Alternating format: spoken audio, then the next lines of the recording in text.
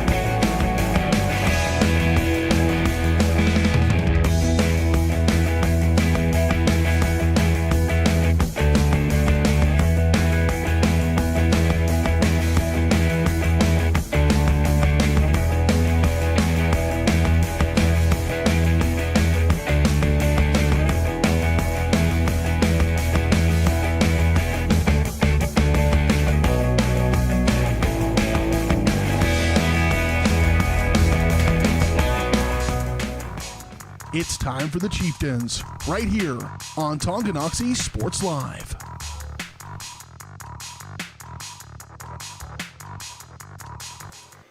Good evening and welcome to Beatty Field at Tonganoxie High School as the Chieftains start a two-game homestand tonight and look to get back to 500 as they host the Paola Panthers in a Frontier League showdown here on Tonganoxie Sports Live. Hello, everybody. Dylan Funk alongside Dennis Drennan. Partner, your first home game of the year. Welcome in. Well, thank you, as partner. always.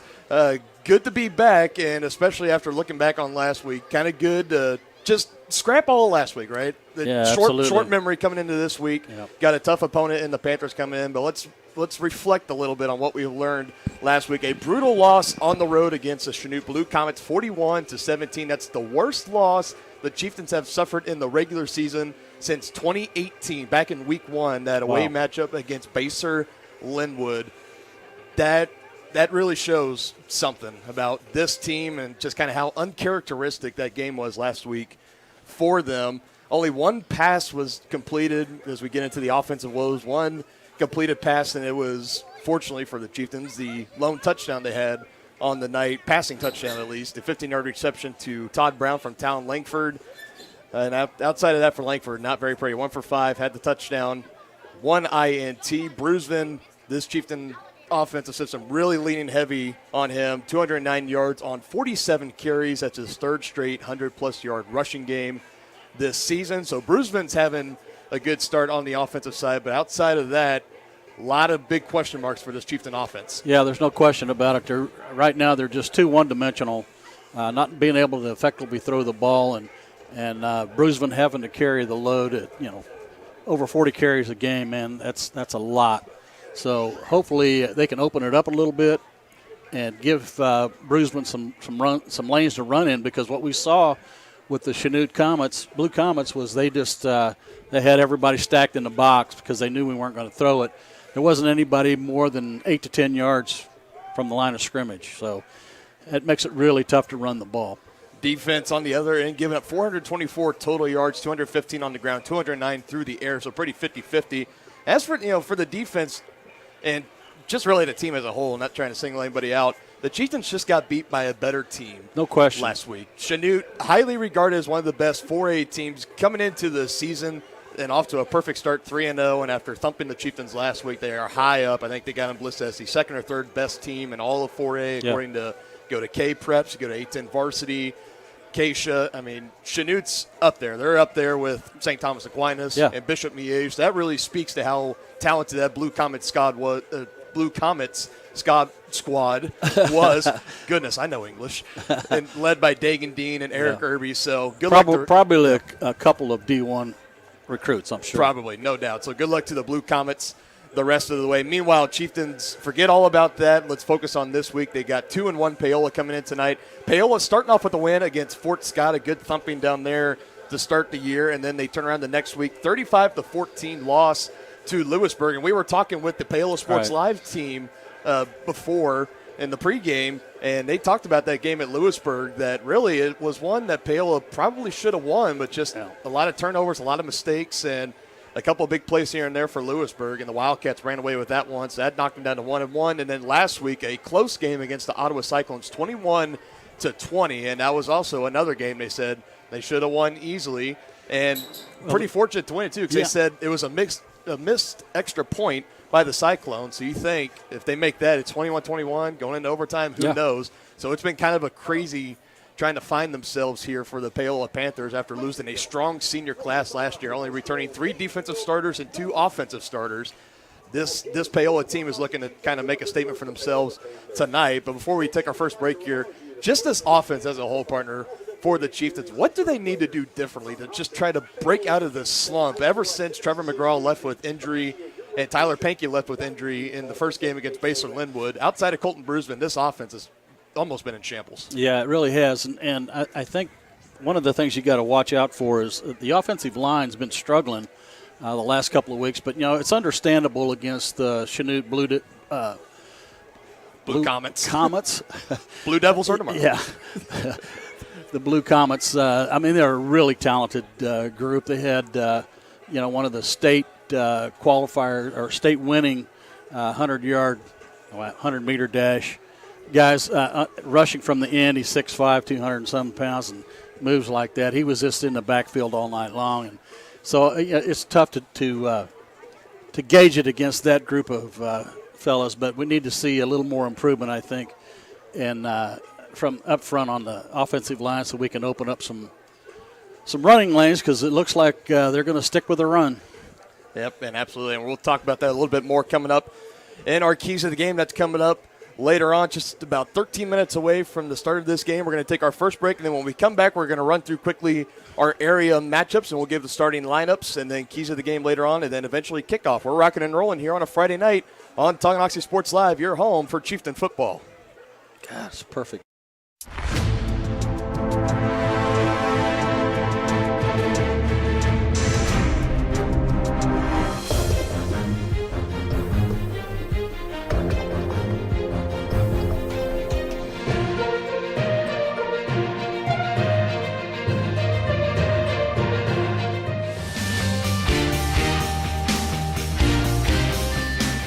For a winning team, contact White Birch Properties, the real estate MVPs. Shop local and save at Brothers Market in Tonganoxie, where we treat you like family. Brothers Market has great everyday deals throughout the store.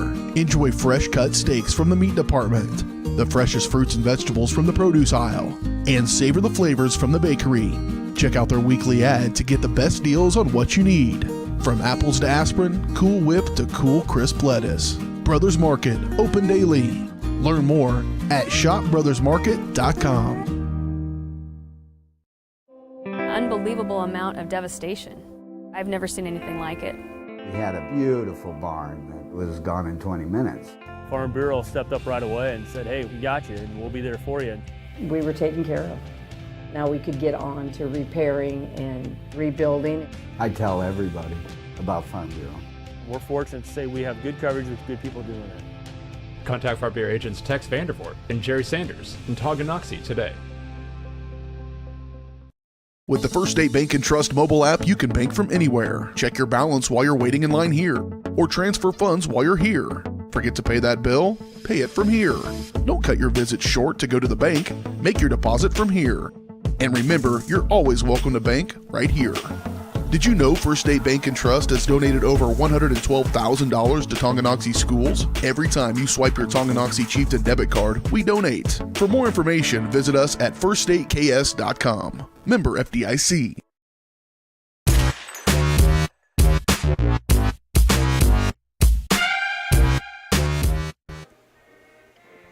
Welcome back in live here to the S&S Body pregame show on Tonganoxie Sports Live, presented by Kansas Insurance, America the Beautiful, and our national anthem being performed by the Tonganoxie High School Marching Band as we're a little over 10 minutes ready to go from kickoff. Real quick, let's go on to our area matchups tonight. Start up a highly anticipated matchup in 4A, Rockhurst against Bishop Miege, Blue Valley Southwest against Spring Hill. So Spring Hill kind of dipping their toes into the bigger school pool now. Great matchup there against Blue Valley Southwest. St. James Academy versus St. Thomas Aquinas is happening. Baser Linwood against Shawnee Heights. Little league matchup there in the UKL. DeSoto versus Leavenworth, also in UKL. And then Lansing versus Topeka Seaman. As we get closer into Frontier League play, one more here. Bishop Ward versus Turner. In the Frontier League play, we got Bonner Springs versus Lewisburg. Eudora versus Ottawa. And then Baldwin versus Santa Fe Trails. And then Casey Schlegel versus Atchison to wrap up our pregame area matchups. Let's go into our starting lineups now. First, we'll start with the Chieftains and on offense, and then we'll go to defense. At quarterback, Talon Langford being sent out there for the third game in a row. See how he does tonight. Running back, of course, Colton Bruisman, none other. Wide receivers tonight, Todd Brown, Brendan Briley, and Isaiah Holthouse will get the start, and Jack Messersmith will round it out at tight end. Offensive line compiling, not particularly in this order, TJ Leeper, Nathan Smith, Connor Cole, Zach Fisher, and Ryder Sparks. On the defensive side, a lot of guys pulling double duty tonight. On the defensive line, you got Isaiah Holthouse, Connor Cole, Nathan Smith, and TJ Leeper coming off the edge. Linebackers, Cale Dye, Colton Bruisman, and Jack Messersmith. In the defensive backfield, Talon Langford, Wyatt Harris, Noah Bailey, and Brendan Briley. And, of course, the kicker for the Chieftains, star soccer and football kicker Jackson McWilliams, knocking down the career-long 43-yard field goal last week against Chanute, one of the bright spots for the Chieftains in that game last week. We move over now to the starting lineup for the visiting Panthers of Paola. And slot backs, you got Charles Zeller and Landon Taylor. At quarterback, Jet Osborne. Wide receiver, Jace Curley. Fullback, Clayton Younger.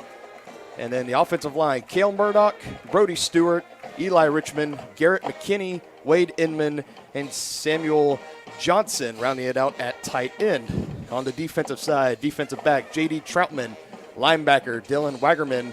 Defensive back, Charles Zeller. Defensive back, Landon Taylor. Linebacker, Cooper Stanchfield. Defensive back, Lane Anderson. Linebacker, Clayton Younger. Defensive line, Cale Murdoch. Linebacker, Brody Stewart. Defensive lineman, Eli Richmond. And defensive lineman, Wade Inman. So both teams having both players on both sides of the ball tonight for the second week in a row. Chieftains started off first two games facing against a platooning squad, and then they had Chanute, and now Paola having players playing both ways tonight. Same with the Chieftains, so not so much of a disadvantage there. We're going to take one last final break, and when we come back, we're going to give our keys to the game, wrap up our pregame show, and then we're going to have kickoff all here on Tonganoxie Sports Live, your home for Chieftain football. Has your furnace left you out in the cold? Pipes plugged? Are you underwater with your water heater? If so, you'll be glad you called Ladd. Ladd Service Company in Tonganoxie has been your heating, cooling, and plumbing specialist since 1986. Ladd is your dealer for top quality brands like York, Aprilaire, and Wolverine Brass. Plus, they maintain and service all other brands. Schedule your appointment by calling 913-369-3509. Visit laddserviceco.com to see why you'll be glad you called Ladd. The same look and location of a classic drugstore with the services and supplies of a modern pharmacy. That's what you'll find at the Downtown Drug Store in Tonganoxie. Of course, Downtown Drug is the local choice for your prescriptions and health needs, but did you know they have the best selection of Tonganoxie Pride and Chieftain Game Day gear in town? And a whole lot more. Cards, gifts, home decor, and even the best way to satisfy that sweet tooth. The Downtown Drug Store. Call 913-369-3800 or visit them online at thedowntowndrugstore.com.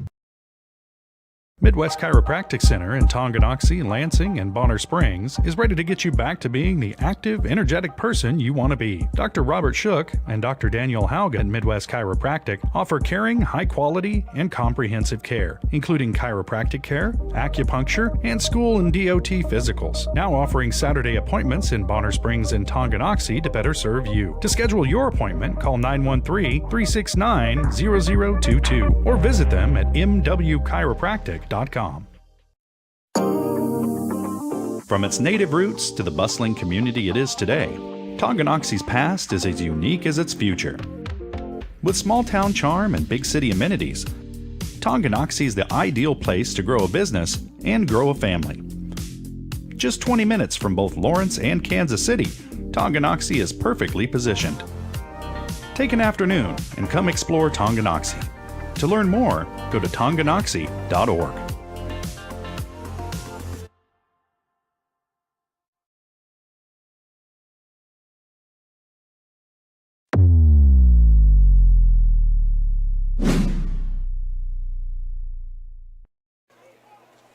Welcome back live here on Tonganoxie Sports Live. Dylan Funk alongside Dennis Drin here live at the press box at Beatty Field, and a beautiful night for football we have on tap. But real quick, partner, let's get into our keys of the game, brought to you by the Tonganoxie Business Association. And what could we possibly talk about that this team could do better, right? Yeah. Let's get into it. First one up on here, find a way to try to lighten the workload for Colton Bruisman. Yeah, it was 40 carries a game. That's just a pace that I would think is unsustainable for the long haul. So. Yeah, already through 3 games this year, 112 carries, third in the class in rushing. So you have that, but also when you're getting it on average, about 37 and a half is what it comes out to. Right, so right. 37, 38 times a game, you're going to be up there. But that's just, it's too much. By the time you get later into the season and the one playoff game that the Chieftains are guaranteed to have, I mean, the legs are just going to be too worn out. Yeah, well, and one of the things we've noticed too, partner, since that Baser game when we had they were splitting the carries, before the injury to Tyler Pankey, and that was really effective because they didn't know Baser didn't know who was going to get the ball, and so it was very effective. Since he went out with that injury, Tyler Pankey did. It's all fallen down to Colton Bruisman, and I would like to see him maybe give sophomore Tanner Hand a few more carries, or let somebody in there to help take the load off, like you said. Now the other thing is, we've been so one-dimensional because we haven't been able to throw the ball. We lost our starting quarterback in that Baser game as well. So the issue is we need to make sure that offensive line does a better job of pass blocking so that our quarterback can step into his throws, because they were right in his lap all night long. And we saw that last week against Chanute, even the week before against Spring Hill. That was the game that really jumped out to me. Right. Coming into Chanute, you kind of expected, right, especially Dagan Dean, like we were talking about, the edge rusher, was going to give him trouble. But Spring Hill, I mean, we talked about outside the 2 touchdown runs from Colton Bruisman, they didn't allow Tonganoxie to do much of anything, running or passing. Right. So this offensive line, definitely, I think the challenge – Coach Bond, who really handles the offensive line, I think he's probably laid the gauntlet out to him and says, hey, boys, we got to step up, give our boys in the backfield some time, try to work the ball downfield. The quarterback play so far for the Chieftains, this is just overall, this is including even the 2 incompletions that Trevor McGraw had before he left with injury. 15 of 43. That's a completion percentage of 35%. Yeah. That's just not going to cut it. No, it's not. And, like we talked about, all the opponents stacking the box and Bruisman having to carry the ball 30 to 40 times a game. A lot of those, as you know, a lot of those yards are after contact, and he's, they're stacking in the box. They're going to get a lot more hits on him, which could be a problem for later on in the season. So hopefully they can lighten that workload, and we'll see some help here tonight. Yeah, that's the big key tonight. Yeah, to me. The Chiefs just need to have a short memory, come out. They're at home, and need to let it rip. Yeah, you got a 2-game homestand coming up. That's not very often here at the high school level around these parts. Try to just forget all about last week. You're moving on to the next opponent. A tough Frontier League matchup tonight against the Panthers. These 2 teams always competitive every time they've played. And dating back to 2018, out of all the times they've played, no team has won a game outside. I think the Chieftains won in 2019. I think they beat Paola by double digits, but outside of that, it's been won by 1 possession or less, right, for either team. So, it's going to be a good game tonight. It should be a very competitive game. These guys stack up pretty evenly, so it'll be fun to see how it plays out. 2 run-heavy offenses. Yeah, exactly. I mean, it could be over by 8:30. I mean, we just don't know. We'll have to wait and see. Under a minute now left to go. Waiting for the Chieftains to come out onto the field. Again, you've been watching the S&S Body pregame show here on Tonganoxie Sports Live, and this presentation of Chieftain football, as always, is brought to you by Kansas Insurance. As we anxiously await the arrival of the Chieftains, I see a few getting ready to run out through the tunnel. They're getting ready to come out. A packed crowd coming in tonight. We talked about a beautiful night. Oh, my goodness. For some football here. 70 degrees. very beautiful. Literally no wind. Yeah. Here come you Chieftains. Chieftains coming in 1-2 on the year against Paola, 2-1. Chieftains looking to get back to that 500 mark and stay perfect in defending the home field. 0-2 on the road so far, but 1-0 at home.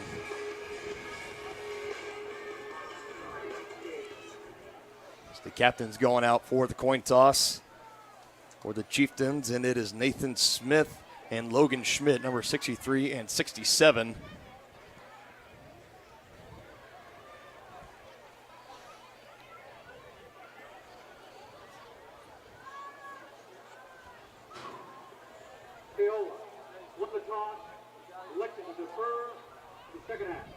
Paola won the toss, electing to defer. So the Chieftains, like we talked about, this offense, how can they become less one-dimensional? We're going to find out right away because they're going to be getting the ball to get this thing started. We're going to take a quick 30-second timeout, give another special shout-out to our presenting sponsor, Kansas Insurance. We'll have kickoff here on Tonganoxie Sports Live.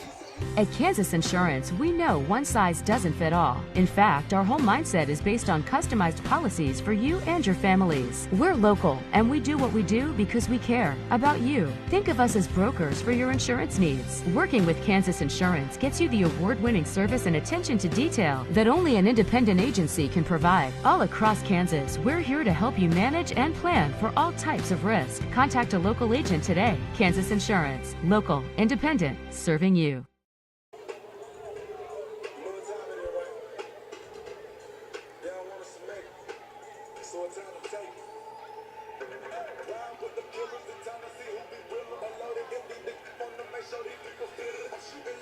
Chieftains getting ready to receive the opening kickoff. Kicking it off for the Panthers is going to be number 19, Hayden Warden, the senior.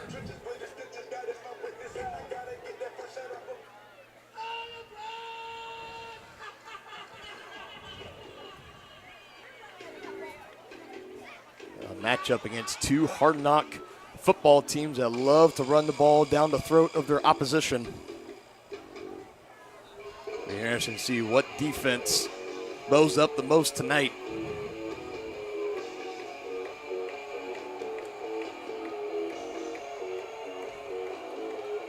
Like Todd Brown and Tanner Hand back to receive for the Chieftains. The kick is underway, and we're ready to rock and roll here on a Friday night in Tonganoxie. It's taken in just shy of the 20.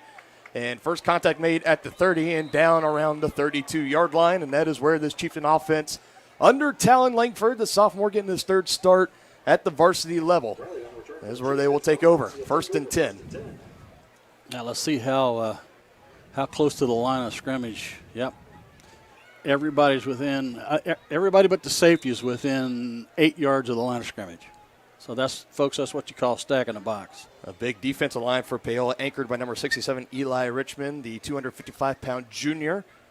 First play of the game, and a screen to Isaiah Holthouse, trying to get upfield. Couldn't get much of a block, maybe got a yard or two, and that's about it. You say he got around the 35, so actually give him 3. Bring up around 2nd and 7. So already. Yeah, I think the coaches know as well. They've got to open it up a little bit. So Langford in the game last week, 1 for 5. In the game tonight, 1 for 1. Bruceman, the lone man in the backfield. 2 receivers at the bottom of your screen, 1 at the top. That's Brendan Briley. Another pass. Langford looking right side, throws it. Holthouse again. Almost went through his hands. First down. Collects it and taking a pile of Panthers with him. There were 3 white jerseys around him, and he still worked his way up, about a gain of a solid 10 yards up to the 45. And I really liked that first call, partner, because it was just a quick out. It gives the quarterback a lot of confidence, and then comes right back and hits a nice little hitch route for a first down. Quickly getting the play now and back to the line of scrimmage. See what they draw up here. 1st and 10 at the 45-yard line. First run play, left side. Bruceman takes a cut. Had a nice opening there. Picks up about 3. Maybe catching the Paola defense a little off guard there. Yeah, right off the bat. Back-to-back passing plays all to Isaiah Holthouse. Already 15 receiving yards on the night for Isaiah. And a run there by Bruceman. Call it a gain of 3. 2nd and 7 from the 48.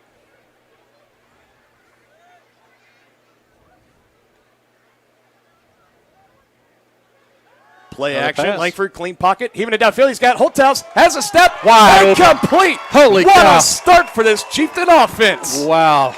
And just as we talked about, they needed to open it up, and what did they just do? Holy cow. 52 yards. Langford to Holthouse. Way to go, Chieftains. Just what the doctor ordered in a minute and a half going down the field. That is the perfect start that the Chieftains were looking for. Absolutely. Needed that start. See if McWilliams can convert here. One of the top kickers in 4A. Had his streak of 34 straight PAT snapped 2 weeks ago against Spring Hill. Fresh off a 43-yard field goal last week, and he makes easy work of the PAT. And it is 7-0 Chieftains. 10:30 left to go here in the first quarter. We'll be back in 30 seconds on the Chieftain Sports Network, Tonganoxie Sports Live. Local and save at Brothers Market in Tonganoxie, where we treat you like family. Brothers Market has great everyday deals throughout the store. Enjoy fresh cut steaks from the meat department, the freshest fruits and vegetables from the produce aisle, and savor the flavors from the bakery. Check out their weekly ad to get the best deals on what you need. From apples to aspirin, Cool Whip to cool crisp lettuce. Brothers Market, open daily. Learn more at shopbrothersmarket.com.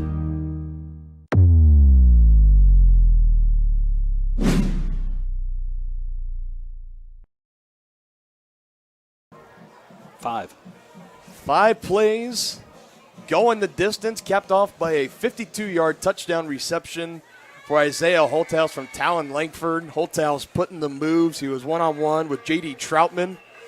Got loose, and like you said, partner, call him toast. Yeah, he burned him. Langford putting the perfect throw as well, because I think if he underthrows that just a little bit, that allows Troutman enough time to either tackle Holthouse or even deflect the pass and break it up. But just hit him in stride, and Holthouse, house call, taking it to the house. That's what I said earlier about that first pass, that little quick out. Get Langford some confidence, and then 3 plays later, he takes it to the house. So an opening drive, 5 plays, only one running play the whole time. The rest were through the air. McWilliams kicks this one off, and it's taken at the 5-yard line and brought out 15, trying to get outside. And a good tackle. Stopped in his tracks at the 15-yard line. Who was that? I'm trying to get a number, and that is number 12, Brady Martin, the 5'8", 152-pound freshman. Way to go, young man. Wow. Put that one on the huddle highlight reel. And the return man from Paola not going further, tried to make a cut to get around to the outside on the right side at the 15-yard line. And Martin putting a shoulder in the gut, not letting him go any further. And this is where the Paola Panthers will take over. 1st and 10. Slot back. Call it at the 8-10 now. Look out. Wide open gap. Brendan Briley, the last man to beat. And will trip him up. So no touchdown, but all that momentum the Chieftains had eventually just evaporated right there. Handoff to the slot back, Landon Taylor. Almost going the distance on that one. Yeah, he was good contain on that side by the Paola Panthers. He was untouched going around the outside. Call it a near 65-yard run to open the offensive play here for Paola.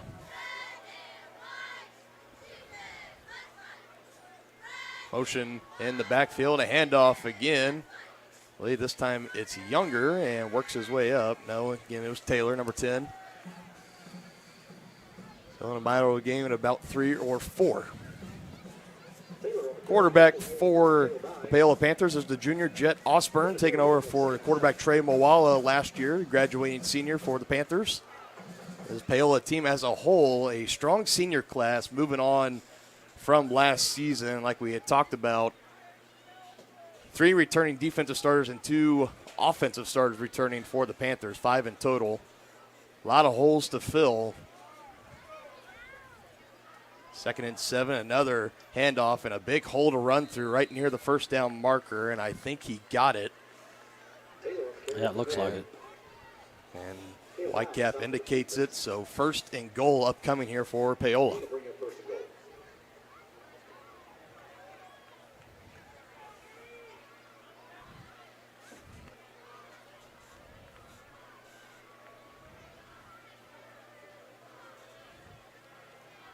Taking a moment, getting the play call, sizing up the defensive formation the Chieftains are in. Play clock approaching 10 seconds.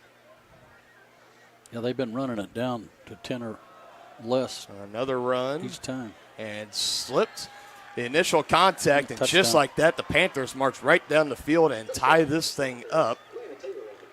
That's 7-6, extra point pending for the tie.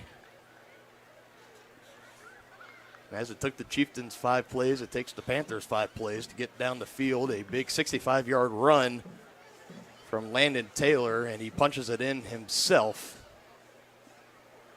Nearly all 80 yards of rushing on that drive alone will go to Taylor. PAT pending from Warden. It is up, and it is good. And we are tied 7 apiece here on Tonganoxie Sports Live. 8:41 left to go in the first quarter. Chieftains getting the ball back, trying to get back in front and break this 7-7 tie. We'll be back in 30 seconds on Tonganoxie Sports Live. With the First State Bank and Trust mobile app, you can bank from anywhere. Check your balance while you're waiting in line here, or transfer funds while you're here. Forget to pay that bill? Pay it from here. Don't cut your visit short to go to the bank. Make your deposit from here. And remember, you're always welcome to bank right here.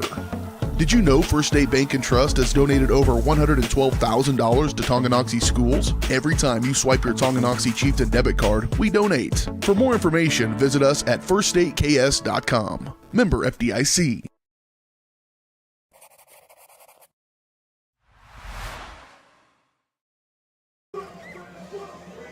Landon Taylor punches it in from around the 5-yard line for Paola. Makes it a 7-7 ball game after the PAT was good from Warden.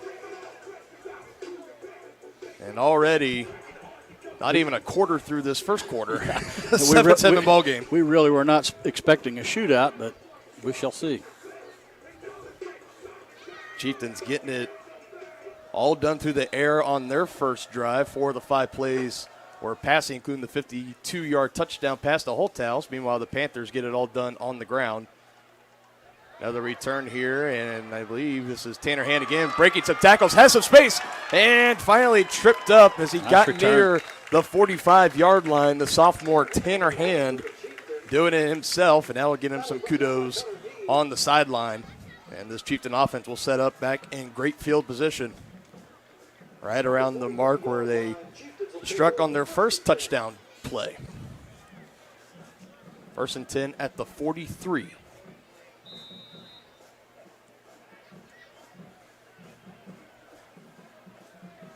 Two receivers set on each side. Messersmith right along the right sideline. Bruisman, the little man in the backfield with Langford. And another quick pass. This time Todd Brown complete. Pass miss midfield and slung down a couple yards shy of the Panther 45-yard line. Another nice throw by Langford. And you can definitely tell this is something that Preston Troyer and his coaching staff got together. No question. Almost just scrapped the game plans that they've had the past couple weeks and said, we need to evolve, just like we were talking about. Yep.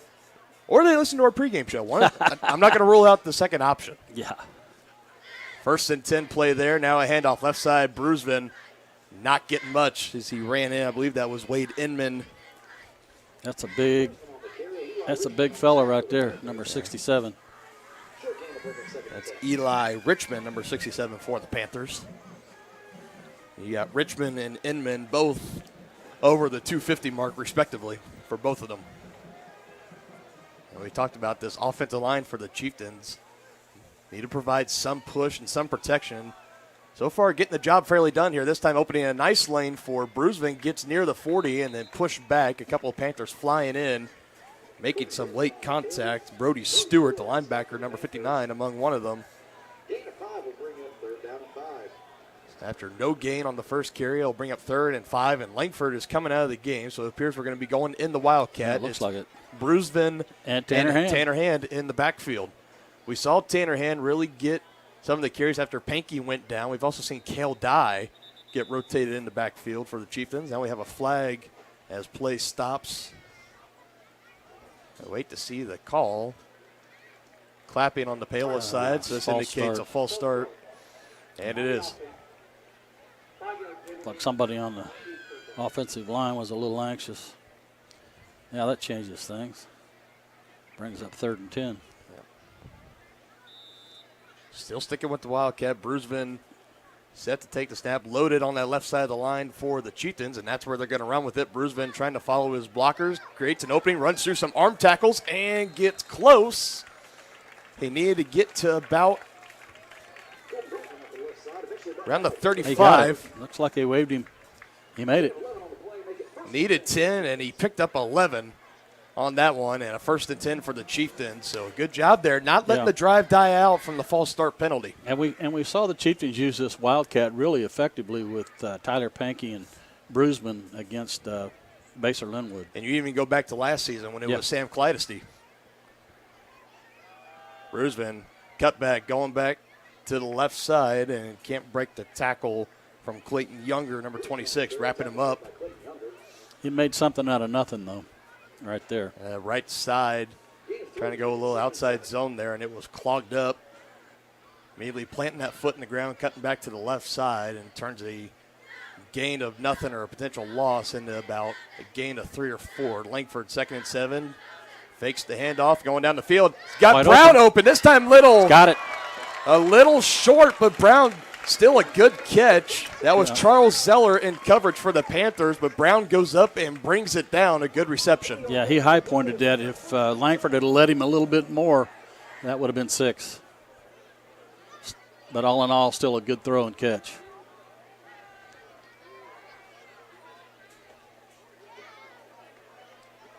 "34 yards through the air. Chieftains set up 1st and goal at the 9. Quick pass, back to Brown.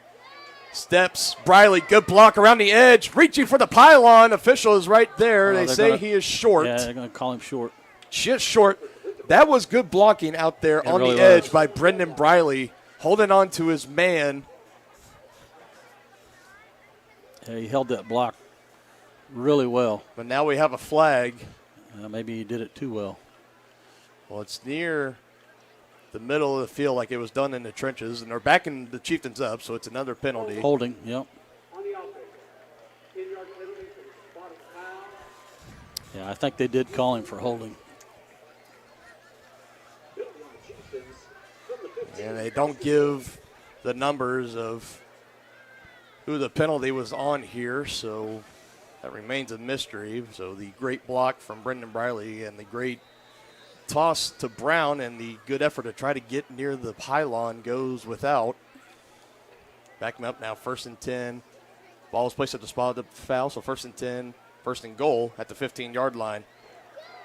And almost breaking it off there. That was Brusvin again. Well, and you can see, partner, just like we talked about in the pregame, when that passing game is going, it loosens up the inside. They can't stack the box, and Brusvin just made them pay right there. Hopefully they can punch it in right here. 1st and goal at the 4. Speeding it up a little bit. Wildcat, Brusvin, right side, trying to stretch it. Now cuts it back inside, and I think he's about right. Might be short again. They got it. And they're going to go ahead and give it to him. A touchdown for Tonganoxie. Colton Brusvin from 4 yards out takes it in himself.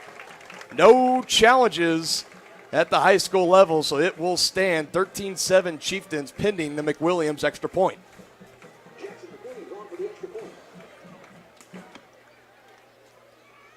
This offense is trending in the right direction after being stalemated the majority of last week's game already. For 14 points. Thank you for coming through for me on that, Jackson. 14 points in the first quarter for the Chieftains, and they jump back in front 14-7 of the Paola Panthers. 4:56 left to go here in the first quarter. We're rocking and rolling on a Friday night here on Tonganoxie Sports Live. Unbelievable amount of devastation. I've never seen anything like it. We had a beautiful barn that was gone in 20 minutes. Farm Bureau stepped up right away and said, hey, we got you, and we'll be there for you. We were taken care of. Now we could get on to repairing and rebuilding. I tell everybody about Farm Bureau. We're fortunate to say we have good coverage with good people doing it. Contact Farm Bureau agents Tex Vandervoort and Jerry Sanders in Tonganoxie today.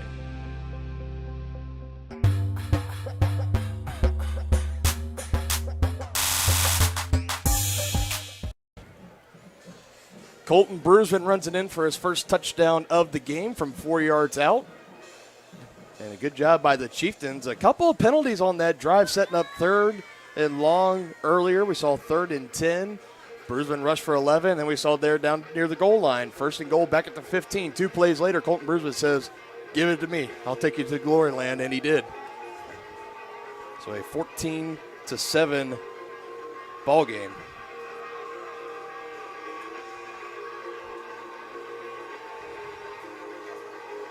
Jax McWilliams teeing it up and set to kick it off. Little squib kick, arching it. And that is something you don't see very often from Jackson McWilliams, a kick out of bounds. So the Panthers will be starting in some great field position as they went out around, the official standing on at the 26-yard line. They'll get moved up around 15 yards from there, so the Chieftain defense is going to be put to the test right away here.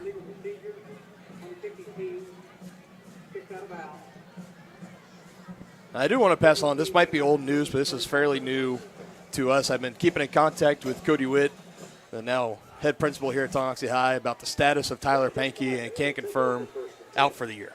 So that knee injury, we saw him on the stands with the Chieftains a couple times, thinking maybe, but have got confirmation. So if you haven't heard already, now you know. So McGraw and Pankey both confirmed out for the season. That's huge losses for this Chieftains team, but you know they'll be back next year. It'll be a strong senior class, but you can't hang your head on it too long here, as you are in a good game right now. 4:30 and counting left to go in this first quarter. 14-7 is our score. Chieftains on top. 2nd and 5 from the 40-yard line here for the Panthers. They come set, and we'll get a new play call here.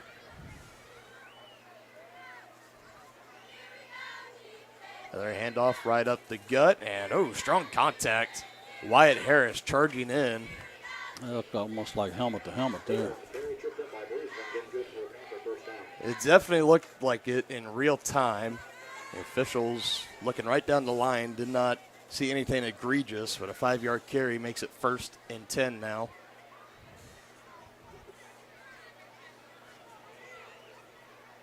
The Panther offense loves taking their time, getting up to the line, getting the call. Hand off to the fullback and not going anywhere, driving him back. And then some. Kendall Smith, number 86, wrapping him up. Try to hand off to Clayton Younger, the fullback, and go right up the middle and stopped right at the line of scrimmage for no gain.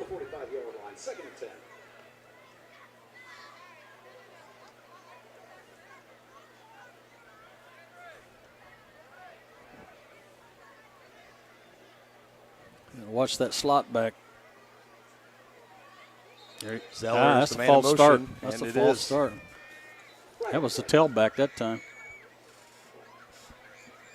Not too often you see a false start from your tailback. Yeah, he normally lines up in the slot, but he was at the tailback position, so maybe that was part of the reason in an unfamiliar formation. 2nd and 10 now becomes 2nd and 15 for Paola, backing them up. Chieftains need to hold. They got a long way to go for 1st down. They need to make another play here. Ball is spotted at the 41-yard line. Approaching 3 minutes left to play in this opening quarter.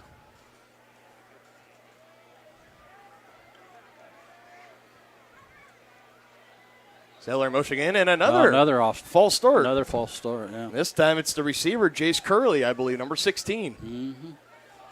Man down there near the bottom portion of your screen, folks. Paola's going in the wrong direction for them. Good for the Chieftains. Guy Clover will come in on defense for Tommy Messersmith, making some defensive substitutions. Yeah, Chieftains need to take advantage of this 2nd and 20.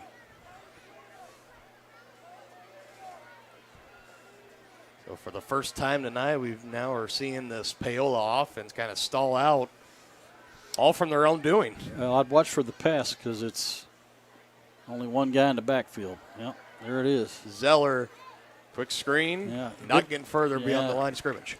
Chieftains rallied to the ball really well right there. Brings up a big 3rd down. 3rd and 15. This is the one they need to hold on. You can almost bet your life savings that this will be a passing down for the Panthers. Spotted 3rd and 16, ball at the 39-yard line, approaching 2 minutes left to play. Yeah, and if you're Tonganoxie defensive back, you do not want to let anyone get behind you. Keep them in front of those sticks and break down and make the tackle. Another flag. Lord. What was this? Another false start? I think it is. Yeah. Another false start on the offense, the 3rd of this drive. And shout out to Nikki Beach hooking us up with some barbecue pulled pork mac and cheese. Yeah, it's the Chieftain Booster Club. Holy cow, man, did they take care of us. We got something to snack on in between breaks. Wee. Man, it smells wonderful. The 3rd false start in 4 plays for the Panthers. Now they run it again. There you go. That'll bring up a long 4th down.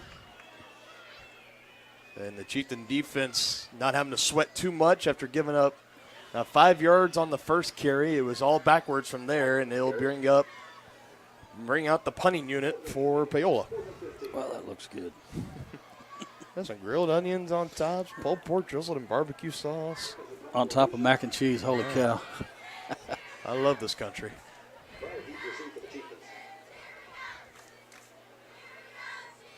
And Zeller, that's Landon Taylor, them handling the punting duties, was holding on to that for a little longer than expected, but he gets it away. That looks like one of those Australian rules punts.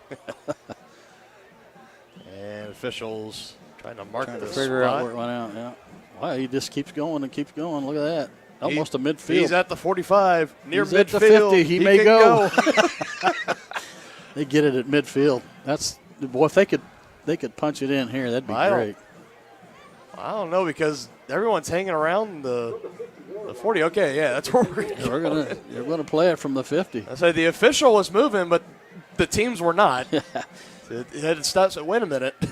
Great field position for the Chieftains. Let's hope they can do something with it here. 1st and 10 at the 50. Brown left it 1-on-1 cover at the bottom of your screen. It's going to be a run play. Brusvin maybe a yard or two past the line of scrimmage. 2nd down upcoming. We'll see how fast the Chieftains want to push it here. Now under a minute left to play in the first quarter. Maybe one more run, maybe one more play. Yeah, unless it's a one or two pass. They have the momentum and control of this game right now, so don't want to do anything to try to get rid of that. Langford play action again. Holthouse and in his hands and incomplete. Boy, you don't see that very often. You don't see Isaiah drop a ball. Yeah, that was definitely a catchable pass from Langford to Holthouse. Yeah, it was one of those deals where I think he turned his head to run before the ball actually got there. First incompletion of the night for Langford. And Holthouse did have some green turf in front of him to work with. Yeah. I think his eyes just got a little too far out in front of him, and that'll bring up 3rd and 9, 33 seconds left. I think he took a peek downfield before he secured the ball. It happens to the best of them. A false start upcoming here. I think Brusvin was one of the first ones to kind of flinch in the backfield, along with Messersmith, the tight end. Yeah, it's too bad. They're spoiling some good field position here.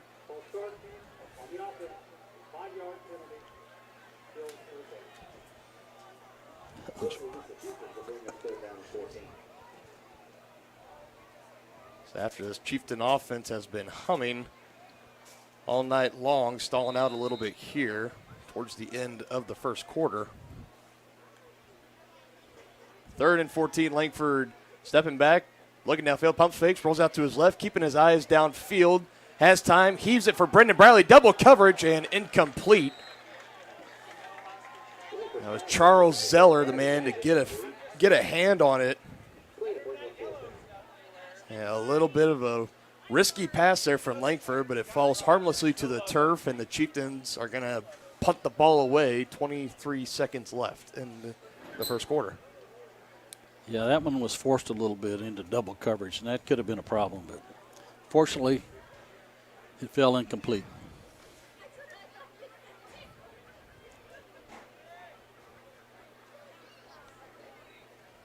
Langford will boot this one away for the Chieftains. A little line drive and bounces inside the 20 and goes out of bounds. That's a decent kick.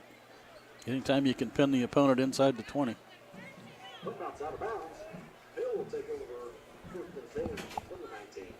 Yeah, at the 19-yard line. Good punt. So after Paola stalling out on their last offensive drive from penalties, the Chieftains do a little bit of the same here. So they give the ball back, still with the lead, 14-7. And Paola runs the ball here. Pretty safe to assume will be the last play of the first quarter.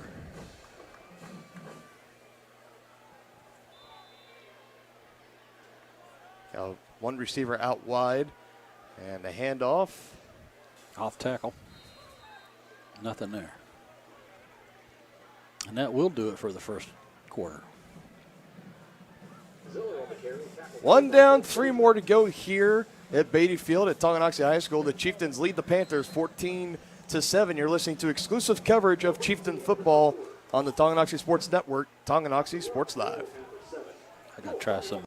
Wizard of Paws, now at their newly renovated location in downtown Tonganoxie, offers personalized pet grooming, doggy daycare, dog obedience, and socialization classes. At Wizard of Paws, your pet will get a one-on-one grooming experience, ensuring they return to you quickly and looking fabulous. And their new facility offers amenities and space that is doggone amazing. Call Wizard of Paws at 913-416-0255 or visit their new location at 406 East 4th Street in Tonganoxie. Learn more at wizardofpawspet.com. At Kansas Insurance, we know one size doesn't fit all. In fact, our whole mindset is based on customized policies for you and your families. We're local, and we do what we do because we care about you. Think of us as brokers for your insurance needs. Working with Kansas Insurance gets you the award-winning service and attention to detail that only an independent agency can provide. All across Kansas, we're here to help you manage and plan for all types of risk. Contact a local agent today. Kansas Insurance. Local, independent, serving you.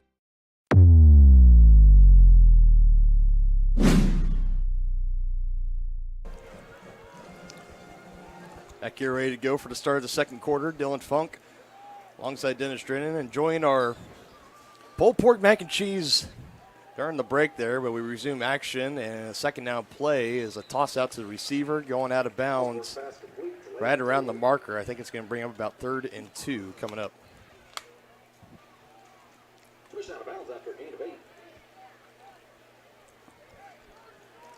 A gain of 8 yards on the pitch and catch. 14-7 lead for the Chieftains, who the closest they came last week was a 7-7 tie with Chanute, and after that it was all the Blue Comets. And the Chieftains have not had a lead in the game since later on in the second half of the Spring Hill game 2 weeks ago. They take a timeout? It would appear that way. A timeout Paola. On the Paola side. They'll take a timeout. We'll go ahead and take it with them. Back after the break here on Tonganoxie Sports Live. Has your furnace left you out in the cold? Pipes plugged? Are you underwater with your water heater? If so, you'll be glad you called Ladd. Ladd Service Company in Tonganoxie has been your heating, cooling, and plumbing specialist since 1986. Ladd is your dealer for top quality brands like York, Aprilaire, and Wolverine Brass. Plus, they maintain and service all other brands. Schedule your appointment by calling 913-369-3509.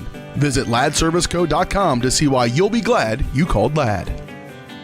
Midwest Chiropractic Center in Tonganoxie, Lansing, and Bonner Springs is ready to get you back to being the active, energetic person you want to be. Dr. Robert Shook and Dr. Daniel Haugen at Midwest Chiropractic offer caring, high-quality, and comprehensive care, including chiropractic care, acupuncture, and school and DOT physicals. Now offering Saturday appointments in Bonner Springs and Tonganoxie to better serve you. To schedule your appointment, call 913-369-0022 or visit them at MW Chiro.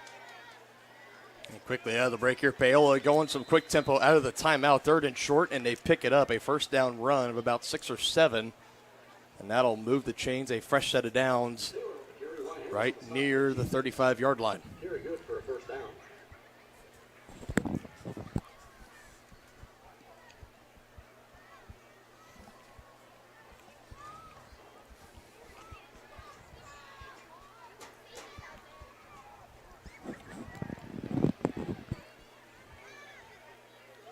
Handoff up the gut and not going much of anywhere and slung down.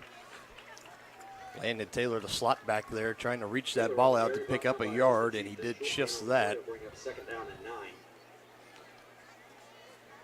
So this Chieftain defense outside of the opening drive where Paola marched right down the field, and thanks also to a 65-yard run from Landon Taylor, and punched in later for the touchdown for Paola, making it a 7-7 ball game.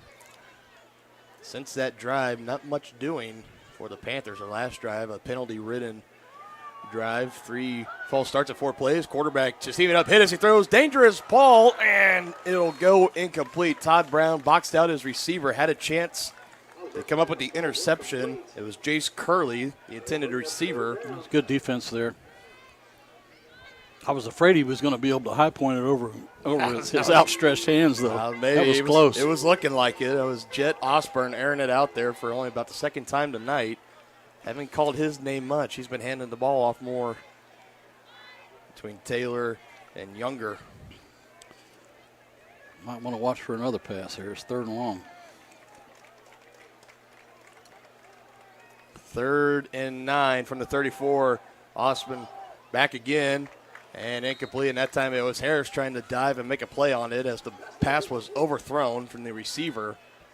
Man in the area was Charles Zeller. Osborne's pass incomplete. 4th and 9 coming up, and out comes the punting unit for Paola. Chieftains should get decent field positioning in here. Paola will hit the punt at about the 25-yard line.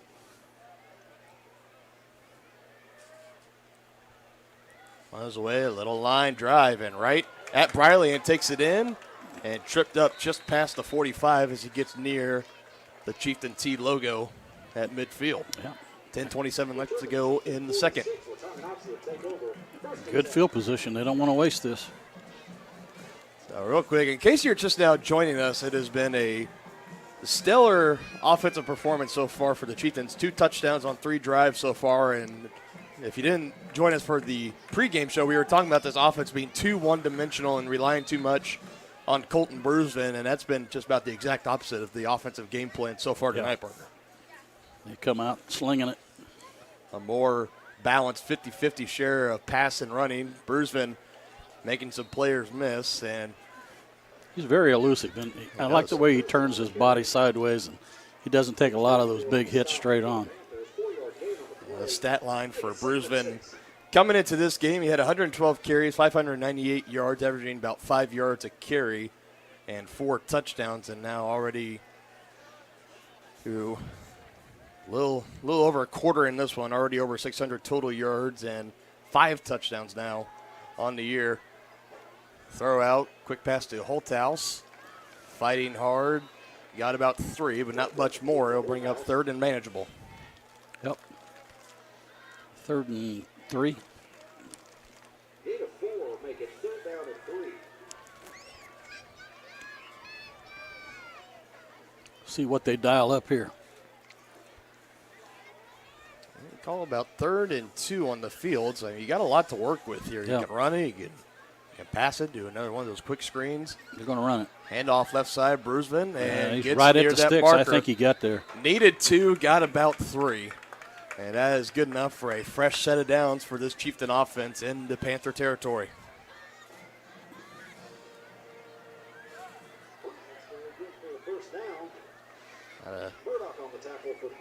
Hands on the hips out there on that offense and defensive line out there. Bunch of big boys battling in the trenches tonight. Yeah, and like we talked about, Bruisvin's coming out, and Tanner Hand is in the backfield. He had some nice runs against Baser Linwood. Let's see what he's got here. Right side, gobbled up quickly. About a yard. Not much, about a yard and a half. Tanner Hand on the carry for the Chieftains. I just about called him Justin. Justin was in your class. Yep.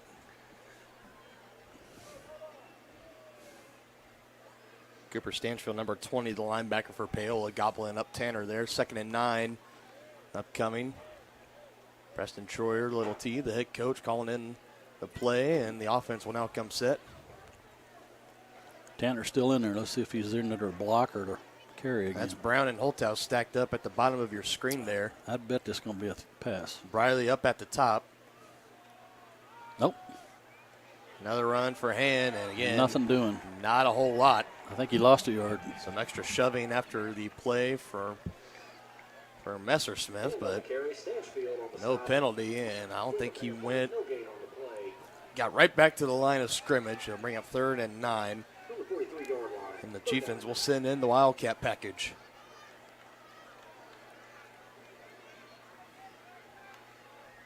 Third and 9 from the 43. Bruisman, direct snap, taking it himself, and he's going to be short, maybe getting close to the 40. Needed to get down around the 34. I think it's 4 down territory. Now it looks like they're going to kick it. It would appear that way. I think maybe if the Chieftains were playing with a 14-0 lead, they might entertain the idea. Maybe 4 down territory, but they got a good chance to pin them deep. A touchdown lead right now, and Langford been very solid when it comes to pinning opponents deep. However, they're not lining up like they're going to punt, so it looks like they are going to try to go for it, and I think Paola is going to take a quick timeout, as I don't think they were expecting that either. Going to have a timeout. Both teams will have some time to talk it over. Paola, 1 timeout remaining in the second half. 7:03 left to go in the second quarter. Tonganoxie 14, Paola 7.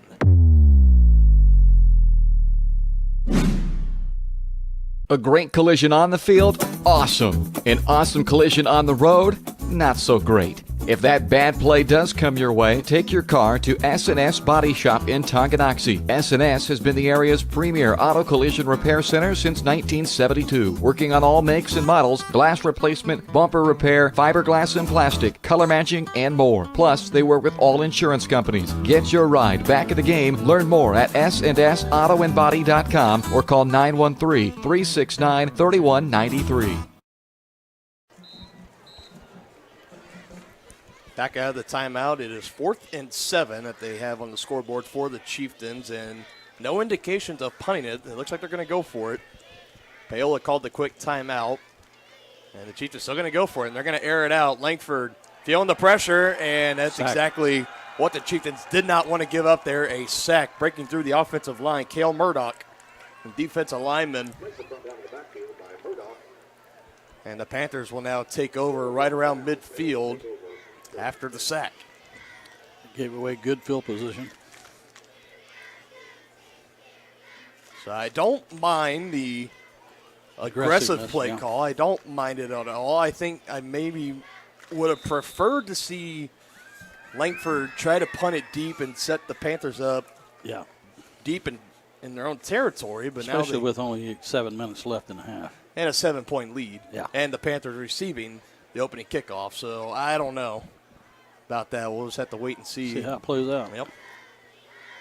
Panthers take over after the Cale Murdoch sack. 1st and 10. It's a trick play, and they got a man wide open, but oversail it. Incomplete. And defensive backs bid on that. It was Osborne and a pitch out to the right side to Taylor, and he was wide the open. lone receiver jetting down the sideline. I believe that was Jace Curley. And if Taylor just puts that anywhere near him, it's 6. Yeah. And that decision to go for it is really hurting the Chieftains right now. But instead, it's 2nd and 10. Chieftains dodged a bullet there. Heavy set in the backfield, handoff right side. Taylor doing what he does best, just lowering his head and running the ball. Picks up close to about 5 yards on the carry. 4-yard gain. On the stop for the Chieftains from the 47-yard line. 3rd down and 6.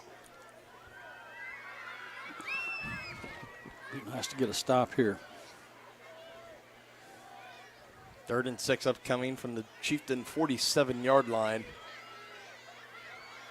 The receivers out wide to the left side. That's Zeller and Curley for the Panthers. Osborne under center, and it's a screen out and bobbled and incomplete. A low pass, not a good pass from Jet Osborne. Looking for Charles Zeller, and he was immediately swallowed up. I believe that was Wyatt Harris, and it was. It was right there to jump on him. So It'd now. be interesting to see what Paola does here if they're going to kick it. Yeah. Yeah, it looks like they are. Looks like someone is in punting formation. The punting unit is coming out for the Panthers, and Briley starting to drift out from his safety position to receive the kick, and now he's going to hang tight. Yeah. So Chieftains trying to stay on their toes for the potential fake here. Yeah, they don't have anybody back to receive the punt, so it's probably good thinking. And now another timeout, this time taken by the Chieftains, their first. I think the play clock was at 0. I don't know why we took that. Yeah, it was. Play clock was at 0. Not sure. 4th and 6 right now. Paola set the punt on the other side of the break here on Tonganoxie Sports Live.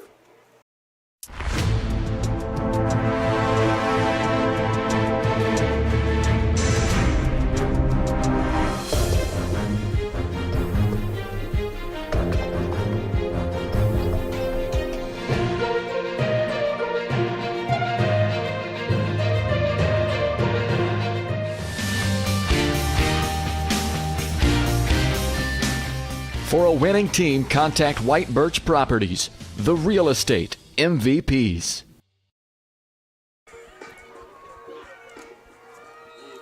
Panthers still showing that they're going to punt. This time Briley will drift back to around the 15-yard line to return.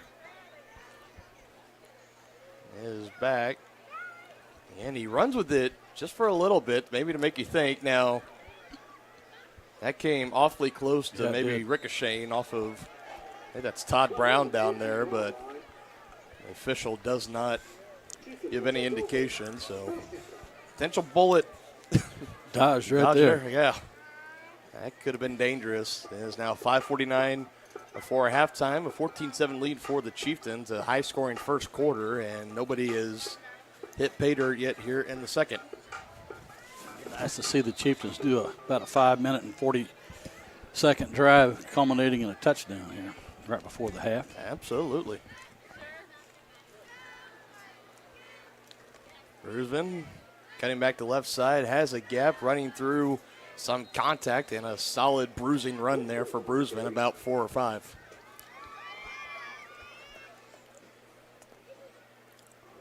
Gain of 5, bring up second down and 5.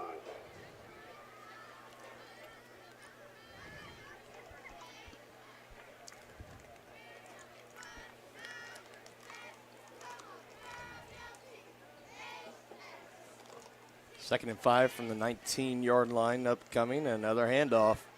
Brusman this time with some space, hit hard as he got near that first down marker. I don't know who that was for Paola, just coming in there. Yeah, full speed last minute. Yeah, there were a lot of white shirts around him.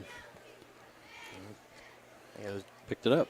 I believe it was J.D. Troutman, the man that was coming up from the defensive back position and just put a hit on Brusman, met him right at the first down marker. Back-to-back 5-yard runs, 1st and 10 now for the Chieftains.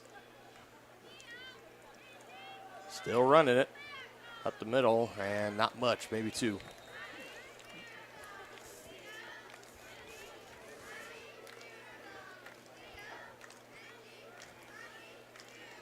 Brusman on the carry, initial hit made by Cale Murdoch. Nathan Smith now checking in the game, coming in at right tackle for Tonganoxie. Second and 8.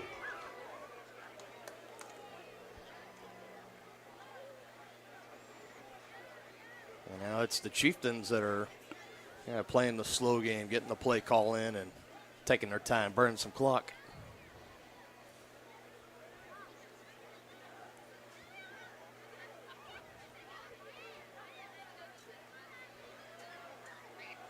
Another run, all runs on this drive, and again, this time just past the line of scrimmage and not much further. It's going to bring up a passing down, about 3rd and 8 coming up.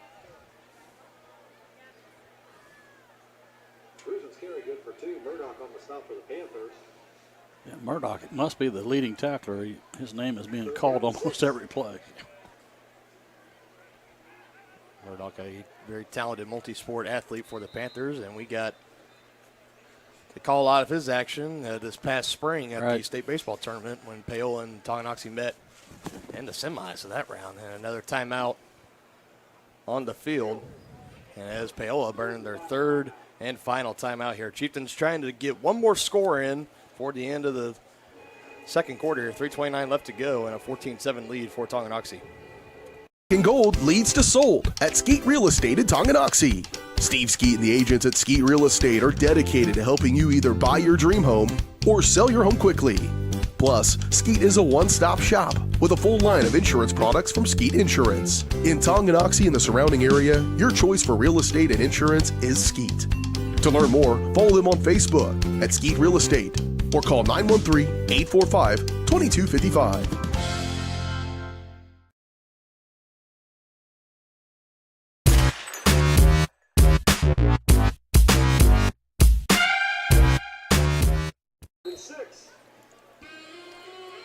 Probably the biggest down of the half for the Chieftains here.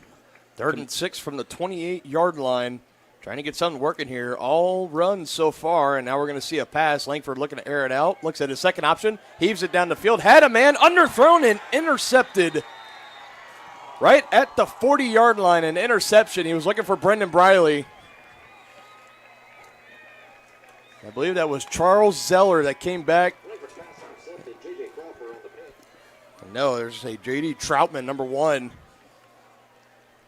Picking it off right at the 40, and we've seen Langford take 3 shots down the field. First time he hit Holthouse right in stride. Second time, little underthrown. Todd Brown made a good play on it. Yeah. Third time, though, not much you can do about it. Well underthrown, and Paola Panther is able to step in front and pick it off. Toss, right side, number 5, getting right near first down marker. That's Zeller. Zeller on the carry for the Panthers. About 8 yards as we approach 3 minutes left to go. Todd Brown stop for the Chieftains. Gain of 5 on the play. Bring up 2nd and 5.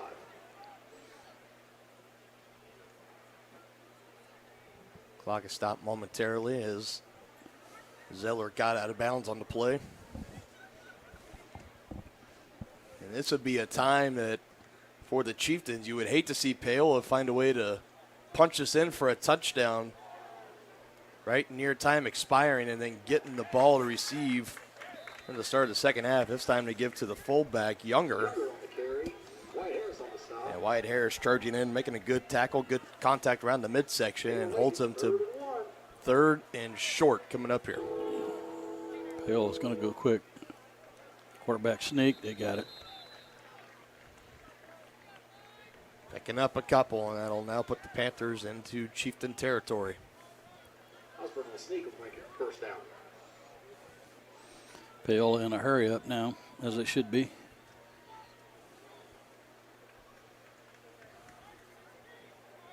Under 3 minutes left to play.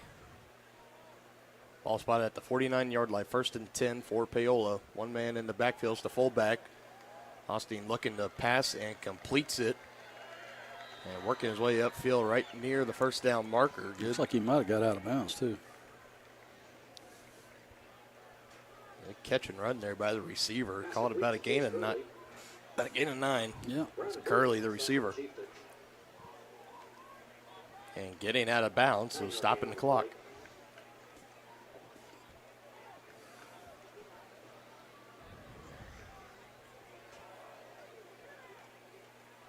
Younger just bouncing off Tongi tacklers, breaking first contact right near the line of scrimmage and the first down marker. Instead breaks it, and good enough for a first down.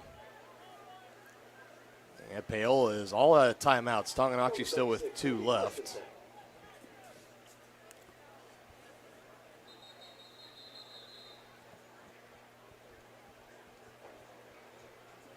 The officials.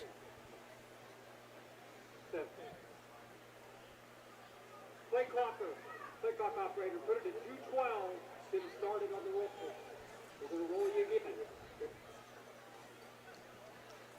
Yeah, set the play clock from 2:15 to 2:12. I don't know what that was all about. I think somebody stopped the play clock. I think they thought he got out of bounds. Another pass. Near the boundary, complete and out of bounds. This is a nice methodical drive here for the Panthers. Slowly getting down the field, and getting out of bounds and preserving time. Again, with no timeouts, got to be very selective.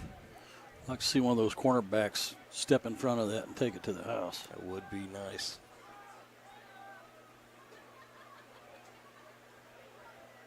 Pitch out to the fullback. Younger got past the first down marker as he bowls his way out of bounds near his teammates. Younger on the carry off the right side. Wyatt Harris on the stop for the Chieftains. Are they going to say he's short? He got out of bounds, though. And they will say 3rd down and 1. Another sneak. Yep. Up the middle. And Osborne picks it up as he takes the ball now to about the 25-yard line as the Panthers get closer and closer to the red zone. 2-yard gain, make it 1st and 10 for the Panthers. It'd be big if the Chieftains can hold them out here. And we really have not seen either team have a drive like this so far. And it's just, again, it's these simple, just quick comeback routes and outs to the boundaries that the receivers are running for Paola. Another one completed there, picking up about 5. 2nd down.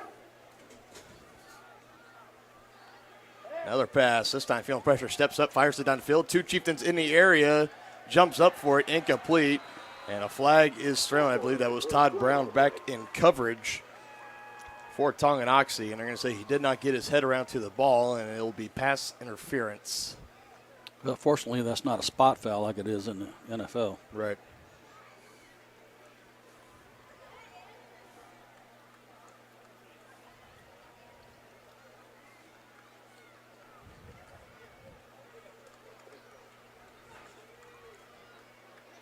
Here's the call.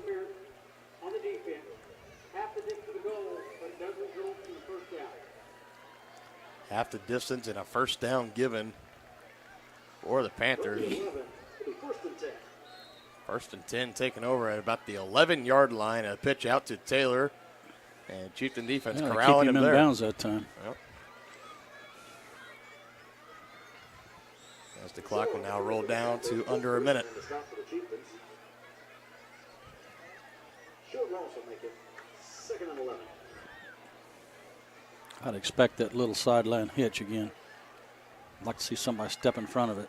Osborne throwing in the flat and incomplete, in and out of the hands of his receivers. He was looking to Landon Taylor again. And the clock stops. 44.3 seconds left here in the 2nd quarter. Chieftain defense trying to hold the Panthers out of the end zone here. And Paola will receive the opening kickoff to start the 2nd half. And a chance for Paola to try to double up here. 3rd and 11 coming up. Osborne. Another. Same play. If it ain't broke, don't fix it. That's the mindset for the Paola play callers. Brought down inbounds. That clock is still running. And they're going to say he's short, about 4th and 3. And Paola's going to go for it. Hand off to the fullback, and I don't know. That was Younger that got it. But did he get there? That's the question. Still no definitive signal yet from any of the officials. Yeah, they're talking about it. Yeah, the officials called stop the clock for. Oh, and there we Chieftains go. Help. The Chieftain defense comes through there and holds the Panthers short. And again, that's just kind of the effect when you don't have any timeouts left. That kind of forced Paola to make a decision quick on the fly. Yep. Try to just hand it off up the middle to their strong fullback, Clayton Younger, number 26, and could not pick up the 3 yards that they needed. He came very, very close. The Chieftains should just take a knee here. And now Tonganoxie will take a timeout. And again, ball spotted at the 2, so you got to. If you want to try to take a knee, just make sure you don't do it in the end zone. Well, that's why I think you put your quarterback under center here and just take a knee. Chieftains will take a little more time to talk about it. We'll go ahead and keep it here. Be sure to stick around for our White Birch Property Realty Executives halftime show. It is on a beautiful night here at Beatty Field at Tonganoxie, Kansas. Well, it looked to be a high-scoring game in the first quarter. It's been the exact opposite here in the second. Things slowing down for both teams. 14-7 is our score. Chieftains have the lead. 15 seconds left, presumably the last play of the half here. What happened now? False start? And that is the indication of false start. So now you talk about taking a knee. Yeah, you're on the 1 yard line.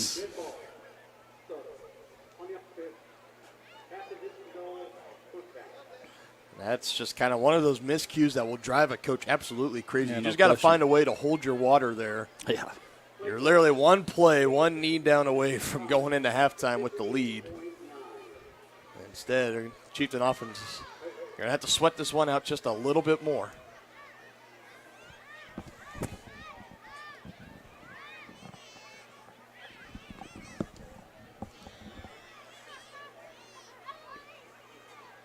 Referee coming in, talking with the Chieftains about something there, and his clock is still stopped at 15.9 seconds.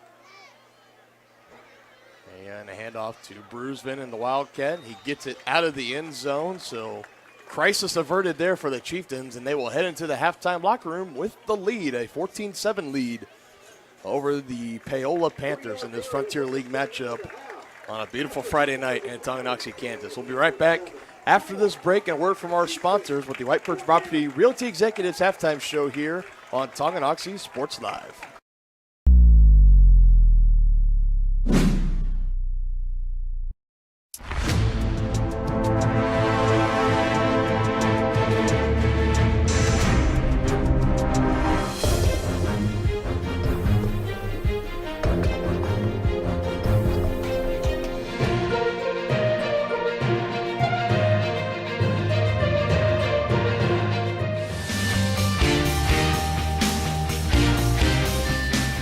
For a winning team, contact White Birch Properties, the real estate MVPs. From its native roots to the bustling community it is today, Tonganoxie's past is as unique as its future. With small town charm and big city amenities, Tonganoxie is the ideal place to grow a business and grow a family. Just 20 minutes from both Lawrence and Kansas City, Tonganoxie is perfectly positioned. Take an afternoon and come explore Tonganoxie. To learn more, go to tonganoxie.org.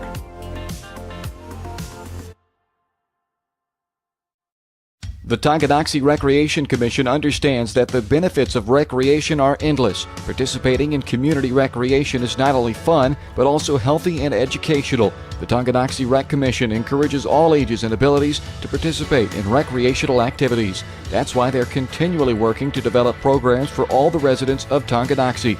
To see the latest sports and program offerings and to get signed up, visit them at tongirec.org or call 913-845-3502.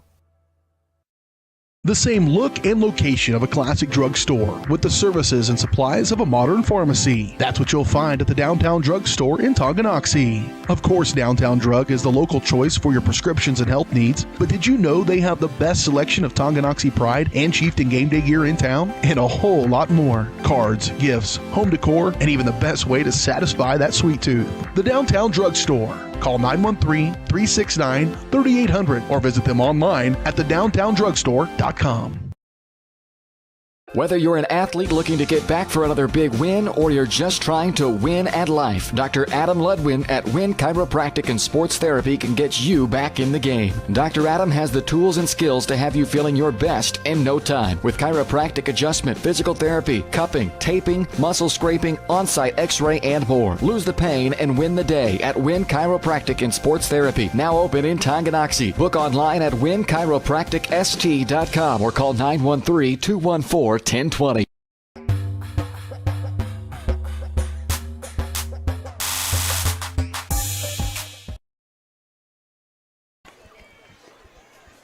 Back here, halftime at Tonganoxie Sports Live. Dylan Funk alongside Dennis Drennan. Thank you all so much for joining us tonight. A beautiful evening here and a beautiful night for some football at Tonganoxie High and a good game as of right now. 14-7 right now. Chieftains on top of the Panthers. And let's go back in time just a little bit, back to our pregame show. We were talking about this Chieftain offense excuse me, actually real quick before we get more into that, shout out to the Booster Club No and question. Nikki Beach hooking us up with the pulled pork, barbecue mac and cheese.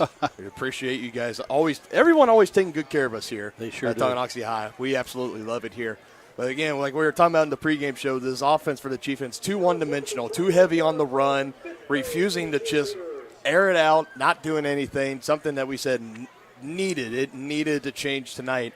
First drive of the game, first play of the game, quick screen pass, 5-play first drive, ending in a touchdown, only one run, and the big play to cap it off, a 52-yard touchdown bomb from Langford to Holthouse. Right. And, I mean, just wow. That's exactly what the doctor ordered, and it did open up some of those running lanes for Bruisman.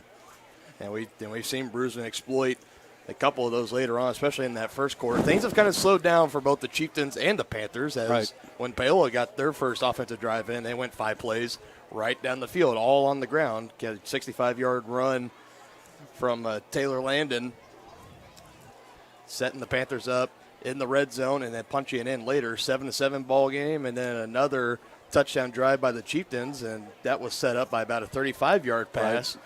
Langford to Todd Brown. We talked about that one not quite in stride like you had with Langford. If he did hit him in stride, then we're talking about Langford having 2 touchdowns going into halftime. And his stat line's still not bad right now. 1 touchdown. He did have the 1 interception that looked like might cost the Chieftains some points, and Paola was looking to capitalize. But let's also talk about this Chieftain defense. Outside of that first drive, they have been phenomenal in this game. They've been really good. They've rallied to the ball. They've clogged up the holes, and they played pretty good defense all the way around, I think. And we'll see what happens the second half here, because we're going to see the Paola Panthers get the kickoff start the second half.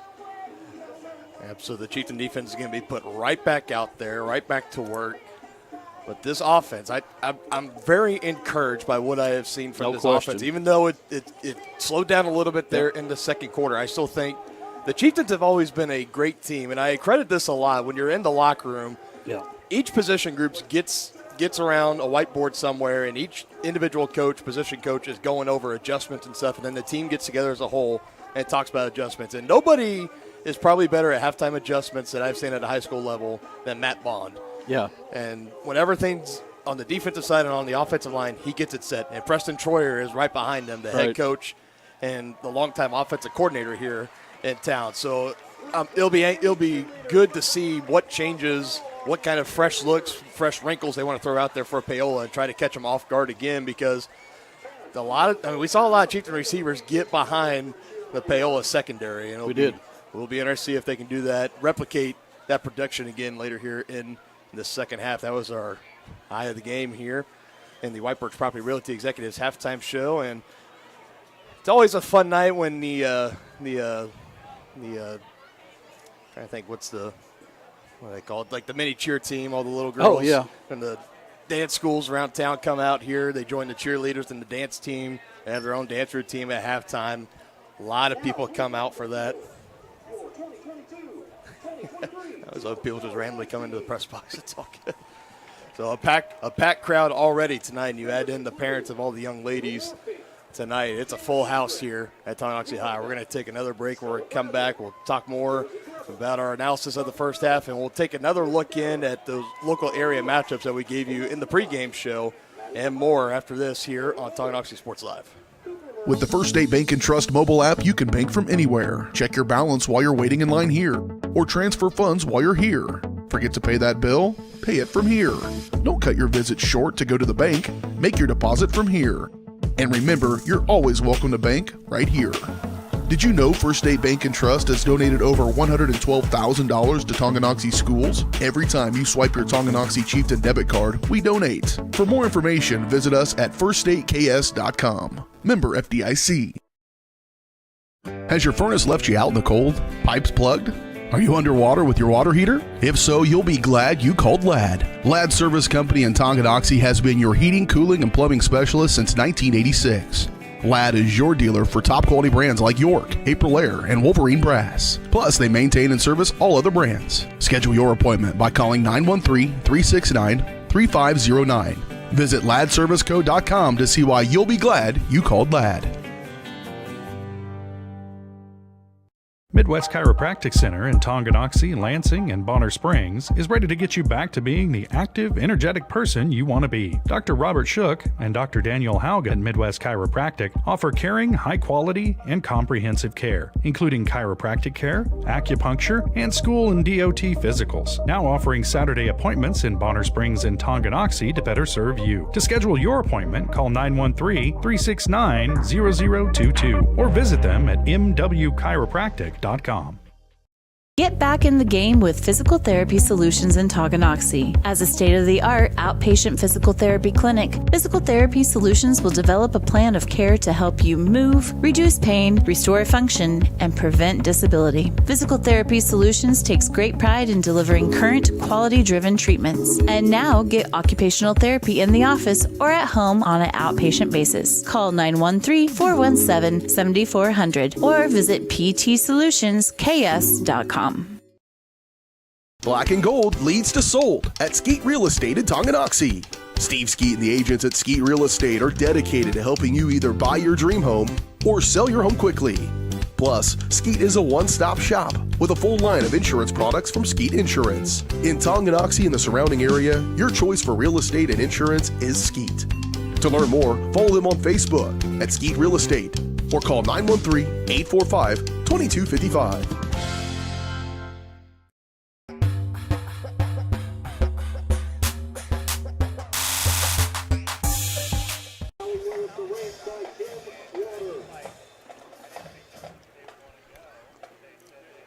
Tonganoxie High School marching band making their way onto the field for their halftime performance, led by Charles Vance Middlesworth, longtime band director here at Tonganoxie High. And I always, every little chance I can get, I always kind of give a shout out to Mr. Van, because he's always the one guy. If you've just ever been around the high school for any athletic event, you've passed Mr. Van in the hallway. He's definitely just one of those guys you could tell he just loves what he does. One of the nicest human beings I've ever met. Absolutely. At halftime, we would go and snap and have it tackled in the end zone and fumble. That's what I was afraid of. Get underneath center. Yeah. Take the snap. That's what I just told him. Yeah, I was thinking. They said they don't do that in practice. I said, well, they ought to practice all the time. I don't understand how these kids understand this plays. A lot of practice. Back in the late 60s, it was an R3 was the right half over the right tackle position, and L center was over the left side. This is how we did plays. Right. This stuff here, we're all looking over there. It's all hand signals, yeah. They got to practice that stuff. Yeah. Oh, yeah. Oh, yeah. Wizard of Paws, now at their newly renovated location in downtown Tonganoxie, offers personalized pet grooming, doggy daycare, dog obedience, and socialization classes. At Wizard of Paws, your pet will get a one-on-one grooming experience, ensuring they return to you quickly and looking fabulous. And their new facility offers amenities and space that is doggone amazing. Call Wizard of Paws at 913-416-0255 or visit their new location at 406 East 4th Street in Tonganoxie. Learn more at wizardofpawspet.com. A great collision on the field? Awesome. An awesome collision on the road? Not so great. If that bad play does come your way, take your car to S&S Body Shop in Tonganoxie. S&S has been the area's premier auto collision repair center since 1972, working on all makes and models, glass replacement, bumper repair, fiberglass and plastic, color matching, and more. Plus, they work with all insurance companies. Get your ride back in the game. Learn more at snsautoandbody.com or call 913-369-3193. Shop local and save at Brothers Market in Tonganoxie, where we treat you like family. Brothers Market has great everyday deals throughout the store. Enjoy fresh cut steaks from the meat department, the freshest fruits and vegetables from the produce aisle, and savor the flavors from the bakery. Check out their weekly ad to get the best deals on what you need. From apples to aspirin, Cool Whip to cool crisp lettuce. Brothers Market, open daily. Learn more at shopbrothersmarket.com. Unbelievable amount of devastation. I've never seen anything like it. We had a beautiful barn that was gone in 20 minutes. Farm Bureau stepped up right away and said, hey, we got you and we'll be there for you. We were taken care of. Now we could get on to repairing and rebuilding. I tell everybody about Farm Bureau. We're fortunate to say we have good coverage with good people doing it. Contact Farm Bureau agents Tex Vandervoort and Jerry Sanders in Tonganoxie today.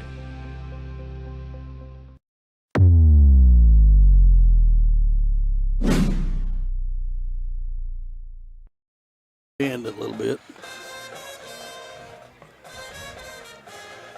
Do you remember the 21st night of September, partner? Say again? Do you remember the 21st night of September? No. You never. That's the song they're playing. Oh, that's what they're playing? Yeah. Okay. I missed that one.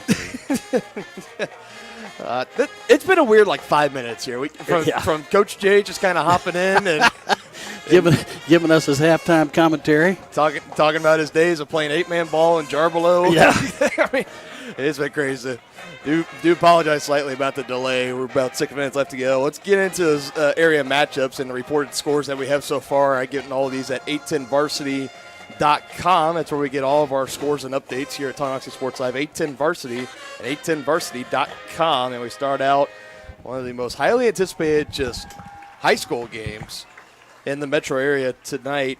Bishop Miege and Rockhurst, the Hawklets and the Stags, a 21-14 game. Miege on top of Rockhurst. We talked about Miege in the past years. It's been kind of down years for them. I think the Stags are back to kind of being the perennial powerhouses that they're used to being. They are a tough squad this year. Yep.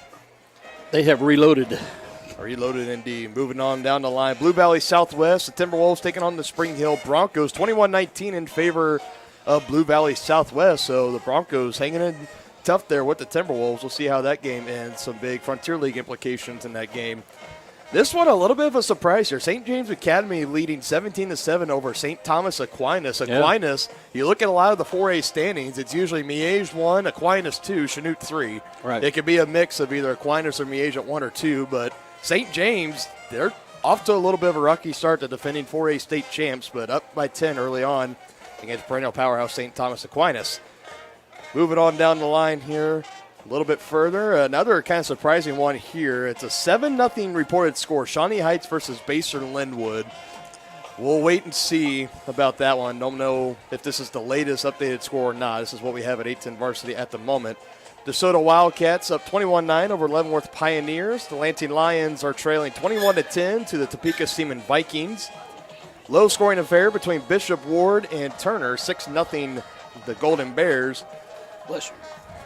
Thank you so much. Thank you. Our principal, Cody Will, hooking us up with some fresh ice-cold water and some Snicker bars. I'm telling you, now we have dessert. Man, they're hooking us up. They take great care of us here. We've really said that do. many times before. Anyways, Bonner Springs and Lewisburg, we get into Frontier League play. A 7-6 score, low-scoring affair. The Braves on top of the Wildcats at the moment. Right now, the early favorites for Frontier League champions, Eudora Cardinals up 21-6 on the road at Ottawa against the Cyclones. You got the game here, 14-7, Chieftains on top.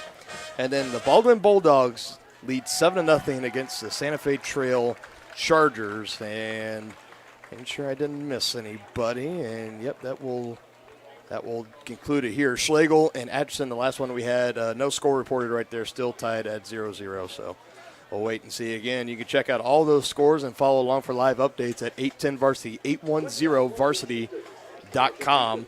Stay up to date on all of those. We are approaching the end of halftime here, and a shout out to the Tonganoxie High School Marching Band for their halftime performance, keeping all the happy folks here entertained. It's a nice crowd here. It is. Everyone's getting out, enjoying the nice fall weather. It's absolutely gorgeous. Kind of being bombarded by the 100-degree temperatures the past couple of days. Now, rain came in earlier today, kind of cooled it down a little bit. It's going to get a little warmer tomorrow, but next week we're looking at low to mid-70s according to my weather app. It looks like perfect fall weather. Perfect fall weather indeed. We're going to take one last final break. When we come back, we'll wrap up our first half analysis, give you more eyes of the games, keys of the games, and what we're looking for in the second half as the Chieftains look to finish strong as they have the lead, 14-7 over the Paola Panthers. Third quarter ready to start here in about 5 minutes or so. Keep it here on Tonganoxie Sports Live. Wizard of Paws, now at their newly renovated location in downtown Tonganoxie, offers personalized pet grooming, doggy daycare, dog obedience, and socialization classes. At Wizard of Paws, your pet will get a one-on-one grooming experience, ensuring they return to you quickly and looking fabulous. And their new facility offers amenities and space that is doggone amazing. Call Wizard of Paws at 913-416-0255 or visit their new location at 406 East 4th Street in Tonganoxie. Learn more at wizardofpawspet.com. A great collision on the field? Awesome. An awesome collision on the road? Not so great. If that bad play does come your way, take your car to S&S Body Shop in Tonganoxie. S&S has been the area's premier auto collision repair center since 1972, working on all makes and models, glass replacement, bumper repair, fiberglass and plastic, color matching, and more. Plus, they work with all insurance companies. Get your ride back in the game. Learn more at snsautoandbody.com or call 913-369-3193. Shop local and save at Brothers Market in Tonganoxie, where we treat you like family. Brothers Market has great everyday deals throughout the store. Enjoy fresh cut steaks from the meat department, the freshest fruits and vegetables from the produce aisle, and savor the flavors from the bakery. Check out their weekly ad to get the best deals on what you need. From apples to aspirin, Cool Whip to cool crisp lettuce. Brothers Market, open daily. Learn more at shopbrothersmarket.com. Unbelievable amount of devastation. I've never seen anything like it. We had a beautiful barn that was gone in 20 minutes. Farm Bureau stepped up right away and said, hey, we got you and we'll be there for you. We were taken care of. Now we could get on to repairing and rebuilding. I tell everybody about Farm Bureau. We're fortunate to say we have good coverage with good people doing it. Contact Farm Bureau agents Tex Vandervoort and Jerry Sanders in Tonganoxie today.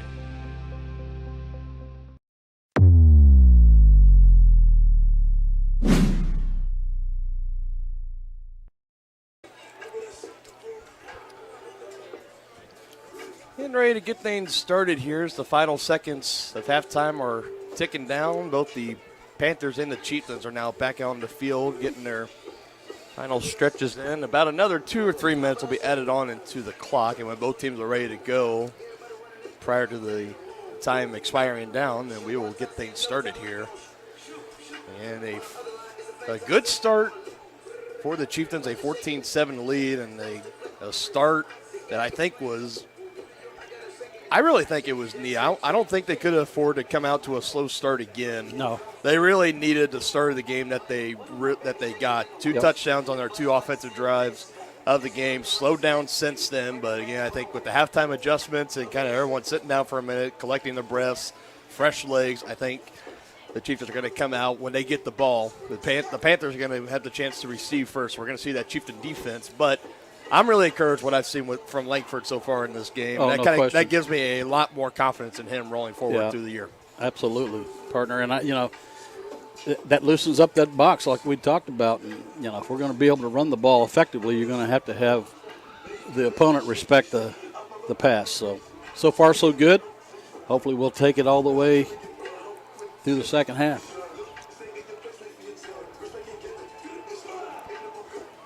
Big for the Chieftains to pick up a win here tonight, dropping the season opener on the road and then winning the next week, losing last week to Chanute. And this was kind of a trend we saw last week with the Chieftains. They were had a really hard time getting in stride, getting consistency, whether if it was winning or losing games. They would win one, and then they would lose one. They would lose 2, then they would win 2. And then it was just kind of a hard time really getting that consistent stride and really trying to take the first step in the right direction towards that tonight. And up next on the docket for the Chieftains at home against Bonner Springs, a favorable matchup for the Chieftains as the Braves, another down year for them, trying to rebuild the program back there, trying to get that talent back through the system. So if the Chieftains, if they can find a way to hold on here, add a couple more touchdowns to the ledger tonight, then you're talking about a win tonight and should be, as you're going to come in favored next week against Bonner, so hopefully a win there. You're talking about back-to-back wins. You're up to 3-2 on the year. Yep. And then after that, you're rolling on the road, 2 tough road games at Lewisburg and then on the 14th at Eudora. And we know Eudora they need to win as many games as they can if they want a chance to try to catch up with Eudora. Right now, Eudora's running away. They got a 2-game cushion over just about everybody else, especially on the Chieftains in the Frontier League as far as the Frontier League title. But it's never over till it's over, right? That's right. First things first, they need to take care of business right here in front of them. Absolutely.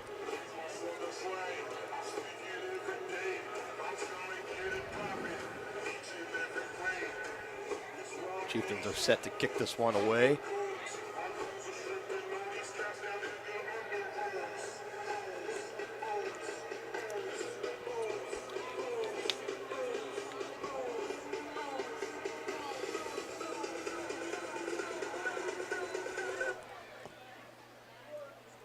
Minutes now put back on the clock.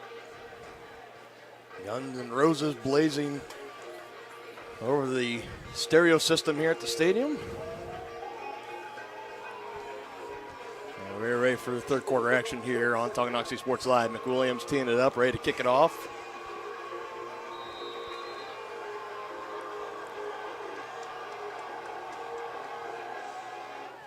And the kick is away and immediately whistles. Set to return was going to be taken. Is that another pooch kick? Prior to the kick, encroachment on the kicking team. 5-yard penalty.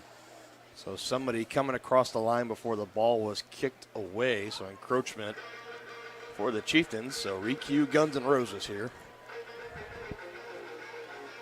And again, you got McWilliams teeing it off here, who all last week against Chanute, we talked about it was very windy, especially when you were driving down towards the left end zone. You had the wind to your back. Right. But even then, McWilliams, when he wanted to, he would just unleash on that ball and kick it out of the back of the end zone, no matter where he was going. So he's got the leg strength to do it.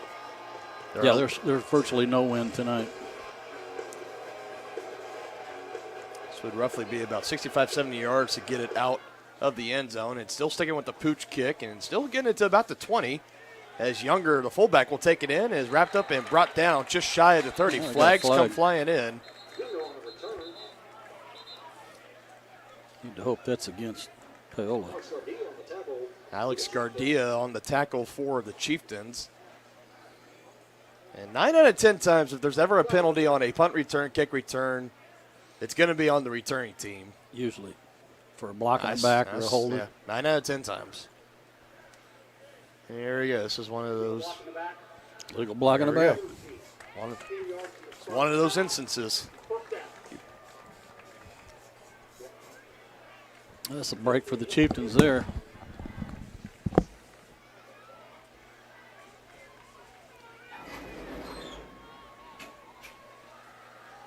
Now Paola's starting inside their 20-yard line at the 19.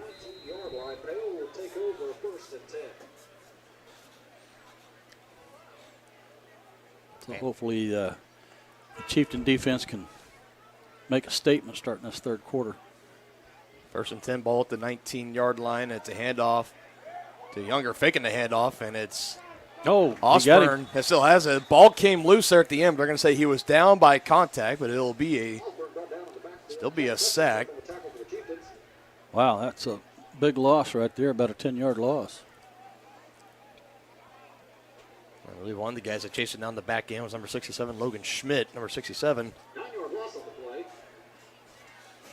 Call it a 9-yard loss. Well, so far a good start for the defense. Absolutely. 2nd and 19 coming up here.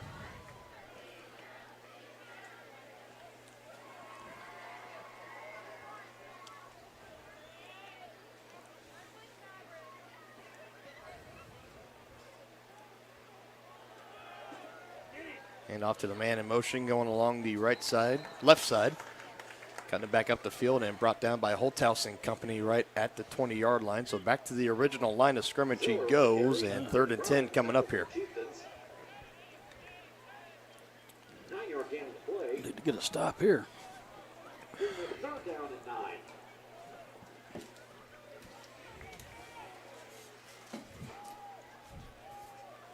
Oh, and that's just what you didn't want to do. The exact opposite of what you want.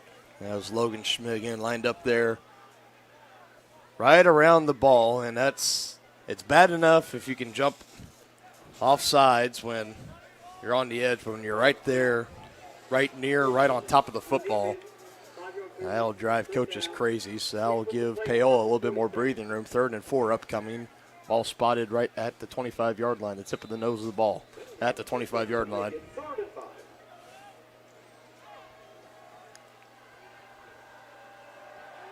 Osborne looking to throw, and just like the plays that was getting Paola down the field there before the end of the first half, just a quick comeback route there right at the first down marker, and it's good enough for a first down.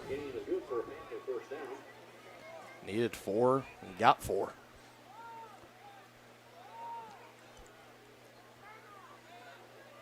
Well, the Chieftains squandered a good opportunity to pin them deep there and get the ball back. Handoff up the gut to the fullback, takes the Chieftain defender for the ride, wrapping around his waist, carrying him about an extra 2-3 yards.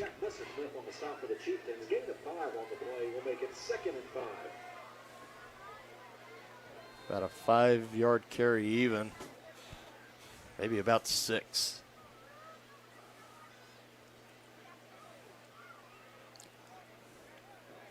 Still looking for our first points of the game since the opening quarter of action. A 14-7 game, all points scored in the first quarter.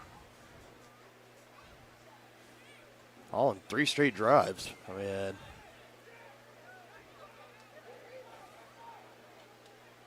second and 5, and I think Osborne pulled out, keeps it himself, breaks one tackle, gets near the first down marker, Rafine, before being rolled out of bounds.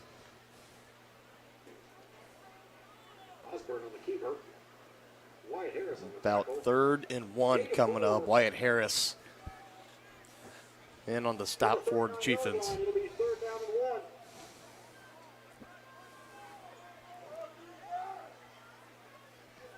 Let's see if the Panthers just try to run it up the gut again on this one, only needing a yard for a fresh set of downs. Yeah, they've done several quarterback sneaks already tonight. There he goes. And Younger hurdling a man past the 45 and down inside the 45, near the 50. Younger on the carry. Isaiah Holthouse on the stop for the Chieftains. Run to the 48-yard line. Had a carry at 9 yards there for Clayton Younger. Osborne this time keeping a big hole, rushing through into Chieftain territory past the 45. Yeah, they bit on the fake. The Chieftains did.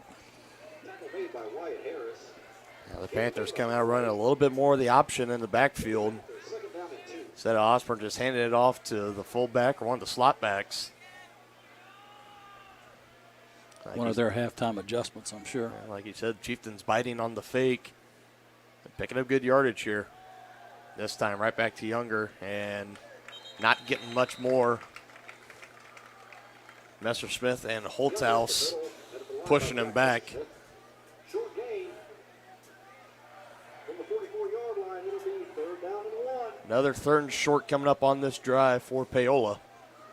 Ball spotted at the 44-yard line, under 8 minutes left to play. Up the middle. Trying to catch this Chieftain defense off guard, and I think they do. And they pick up just enough for a fresh set of downs. Osborne on the keeper, gain good for a first down.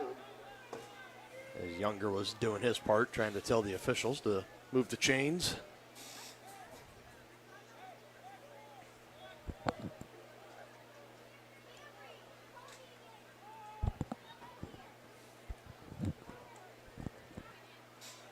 Play action. Osborne quickly getting rid of it. Another short completion, and now breaking some tackles. First down and plenty of more. Now the Panthers are down inside the 30-yard line, and just some poor tackling there by the Chieftains, which should have been about a gain of about 5. Yep. Did some arm tackling there to no avail.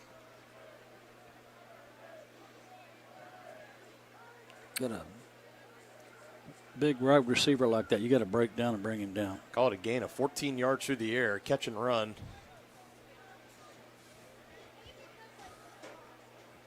Now maybe Paola has figured out something on offense. Fake the pitch and a handoff, and the man in motion, that was Charles Zeller.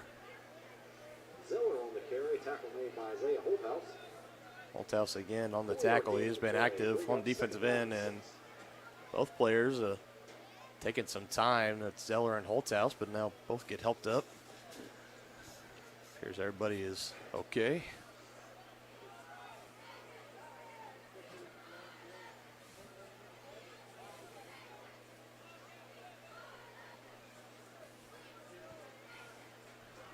And if you are a Paola fan, this is probably exactly what you were hoping to see. Another slow, methodical drive down the field as we are approaching the halfway mark of the third quarter, and it has been all Panthers so far. Nathan Smith on the stop for the Chieftains. Big play upcoming here for the Chieftain defense, trying to get Paola off the field. Going with the hurry up, under center, Osborne. And now they'll reset. Well, they burned up half of this third quarter on this drive. 3rd and 7, ball at the 25-yard line. Osborne, I think he pulled it out last second from Younger, and he's going to be short by about 2 yards. Yeah, I'm betting this is 4-down territory, though. And head coach Mike Smith, let's see what he elects to do here. Short game will bring up 4th down and 4. Yeah, they're going to go. So initially, we thought it'd be about 4th and 2, and had an additional Looks like 2 a 4th yards and a long that. 3 to me. Yeah. And the side judge was initially coming in. It looked like he was about 2 yards short. Now, like you said, about a 4th and a long 3, but 4th and 4 is what it's called. Osborne, 2-step drop back, comeback route, throws it a little bit low. Did he catch it? And they say he did. I can't understand why the cornerback doesn't sniff that out. Many times have they thrown that. It has been working the past 2 drives for Paola. Chieftain defense in the secondary not able to come up with an answer. More up-tempo now. This time ready for it, slinging him down. It's Nathan Smith, number 63, the senior defensive lineman. This is a kid that last year we saw really come on in about the last 4 games, including that playoff game against Bishop Miege last season. 12 total tackles, 9 solos, and 1 sack in those final 4 games. He's been out the past couple of games as he's been sporting the overalls on the sidelines instead of the helmet and shoulder pads, but now back in there this week. And a big tackle for loss there, a loss of 5.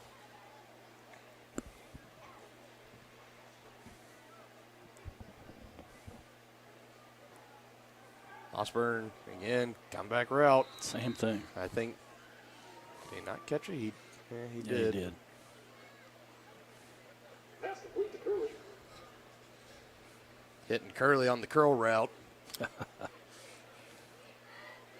So just getting a chunk back there. 3rd and 10 coming up. And again, if you're the Chieftain defense, you got to try to find a way to hold them. Yeah. They burned over 8 minutes of clock time on this drive alone. Chieftains haven't touched it yet offensively.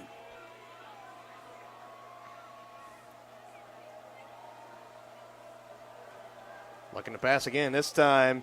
Some contact, and here come the flag, and a little bit of a late flop there from the receiver, but nevertheless, that's Jace Curley again. Kind of collided with one of the Chieftains in the secondary. And yeah, that's a big penalty against the Chieftains. That's going to give them a 1st down. And some of the Chieftains sideline are trying to argue that it was not a catchable pass. I think that argument's going to fall on deaf ears. I believe so. Here comes the call. Pass interference on the defense. Half the distance of the goal is short of the 1st down. Oh, so it didn't give them a 1st down. So this is really a big one. Except this 4-down territory, you know they're going to go for it. Yeah, it's only half the distance to the goal on that penalty. It'll bring up a 3rd and 3 instead of 3rd and 10, and I would definitely say this is 4-down territory now. Oh, yeah.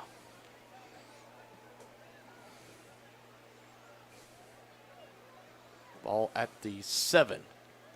Handoff, Younger had to go back in his tracks momentarily, tried to push forward, might have got back to the original line of scrimmage. It's going to bring up 4th down, though.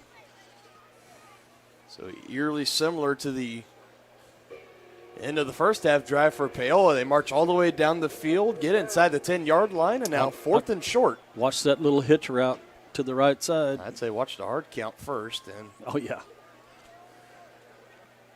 Yeah, they got Jace Curley out there on the far side boundary. One over there, I believe that's Todd Brown in coverage. And try to keep himself in. He did not.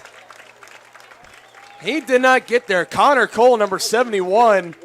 Huge. Helping tripping him up and firing this Chieftain squad up. And for the second drive in the row, Paola drives all the way down the field, gets inside the 10, and is turned back on 4th down. And this Chieftain defense comes up strong once again. They really do. Over almost 9.5 minutes. Incredible. Paola took off the clock.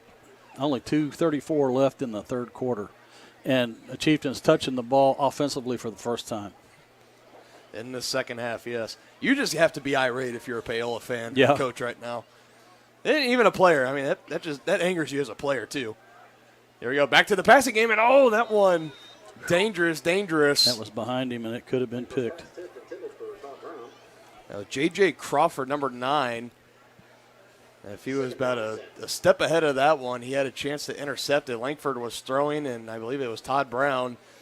The intended receiver threw it behind him, and Brown slipped as he was trying to come back for the ball. I think maybe Talon might have rushed that one a little bit. He had more time, I think. High snap, but brought in. Good run up the middle. Solid run. So Holthouse, a man in motion and setting in the backfield, taking the carry. Nice pickup. 3rd and manageable here. 3rd and a long 2. And I need to pick this up, Chieftains. Chieftains are back in the Wildcat. Hand and Bruceman in the backfield. Bruceman takes a direct snap and fell. And it's going to bring up 4th down. The Paola defensive lineman, I think that was Cale Murdoch that kind of, after Bruceman went down, kind of dogpiled on top of him. And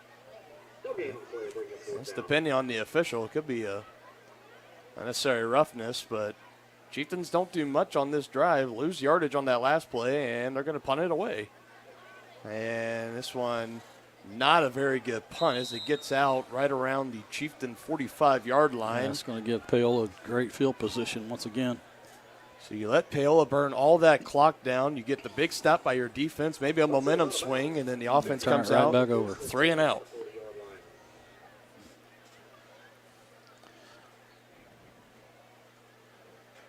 Under a minute and a half to play in the 3rd quarter. And not the best start offensively for the Chieftains after scoring the 2 touchdowns on the first 2 drives of the game. Have been coming a little bit stale.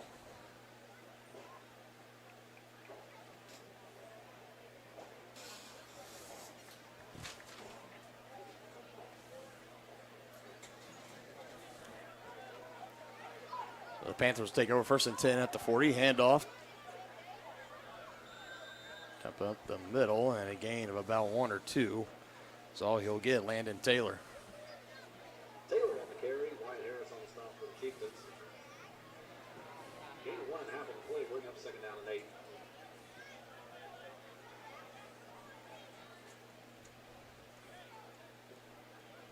This is about to be one of the quickest 3rd quarters that I could ever remember in a high school football game. Yep. Just crazy. Well, Paola's been milking that clock all night long. About 9.5 minutes on that first drive in the 3rd quarter alone. Osborne faking the pass, rolling out right, keeping his eyes downfield. He's going to tuck it in and run it. Gets past the line of scrimmage and scampers out about another 2 yards. Logan Schmidt was in pursuit. Brings up a big 3rd down. Back to the line of scrimmage will be 3rd down and 8. Chieftains really need to hold them here.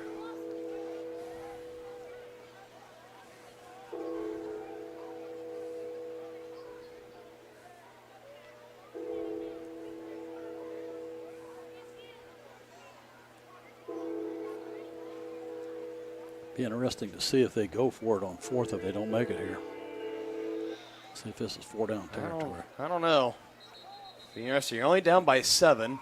Took a timeout. They let the play clock run down to 1 and then took a timeout. And they burnt those timeouts in the first half, and it ended up biting them. And already having to burn one here. 39.8 seconds left to go in the third quarter. Paola has had the ball for well over 10 minutes. Yeah. 9.5 minutes on the opening drive. Chieftains come out 3 and out. Burn maybe a minute, 10 seconds, get it right back. And now we're just a few plays away to the end of the third quarter already. I can't remember the last time we've seen a quarter where one team only touched the ball offensively one time. You know, I can think back, and this is a personal memory. I can remember back in middle school, this would have been middle school. I can think back to 7th grade. It was Tongi Middle School versus Basler Middle School here at this high school, at this field. And I remember, I think Basler had the ball to start the first quarter, and they had it the whole time. Like, the first quarter ended, and we didn't even get to touch the ball at all. Wow. So I guess it can happen, but you don't see it too often at this level. So everyone listening, you could take the information of my middle school football days do with it as you may. That's just, you said that. That's the only thing I could think of. But ready to resume play here. And still not quite ready to come set here. We've seen this a lot from this Paola offense. Not the greatest sense of urgency. And like we said in the first half, having to burn a lot of those timeouts. We're left with none in that final drive before halftime. And they weren't able to punch it in. Now here, already having to burn 1, 2 left in the game. Chieftains still with all 3 of theirs. Oh, that's over there.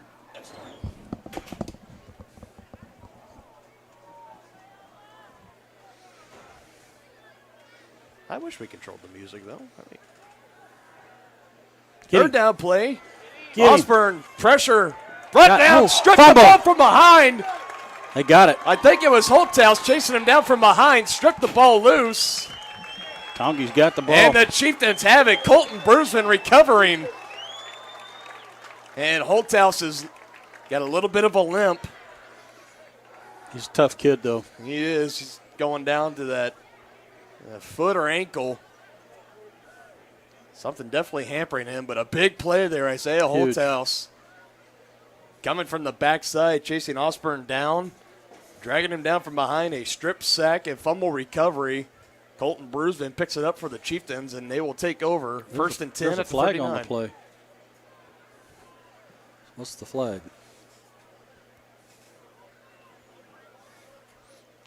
They motioned that the ball belonged to the Chieftains, so let's see what they got here. Yeah, it was a Chieftain recovery. If this flag was before the fumble, if it was on the Chieftains, then that would basically neglect the turnover. That'd be huge. And they're talking about it with Preston Troyer, so I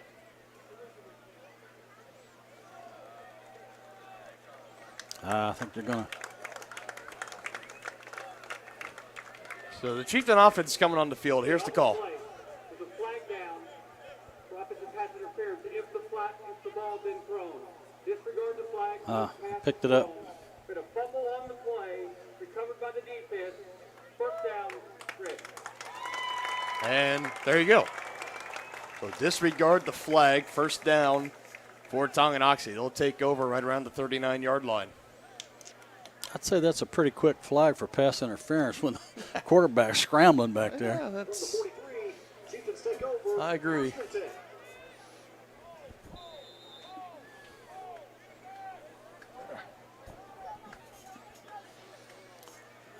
Come on, offense, let's do something here.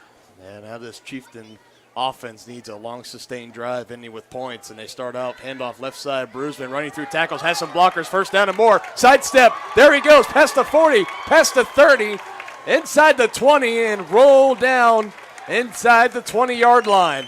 That's the big run from Bruisman we've been looking for.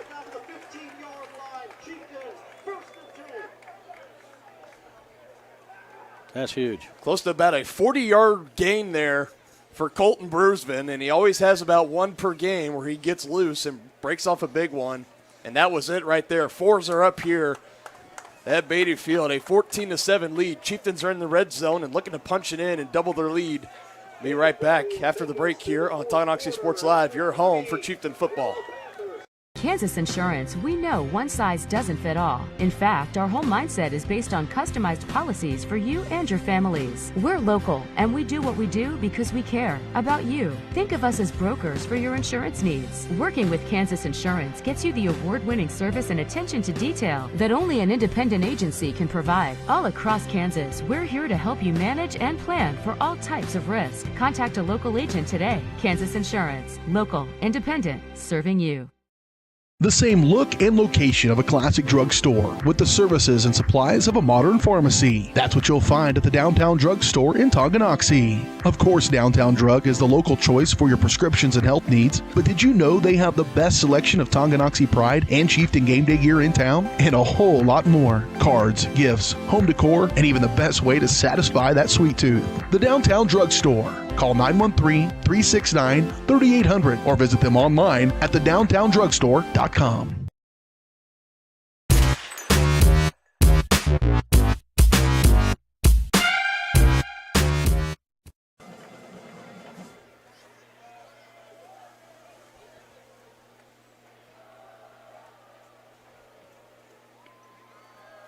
We are ready to resume action here in the fourth quarter. A big 40-yard run from Colton Bruisman has the Chieftains set up in the red zone. 1st and 10, ball at the 17-yard line. A 14-7 lead they are working with here. And let's see how they try to work themselves down this extra 17 yards and punch it in. Right back to Bruisman. Met in the backfield and wrapped up short gain. Flag comes in almost immediately from when the ball was snapped. Kel Murdoch in on the stop for the Panthers. He's had his name called a lot tonight. Kel Murdoch? Yes. Yeah.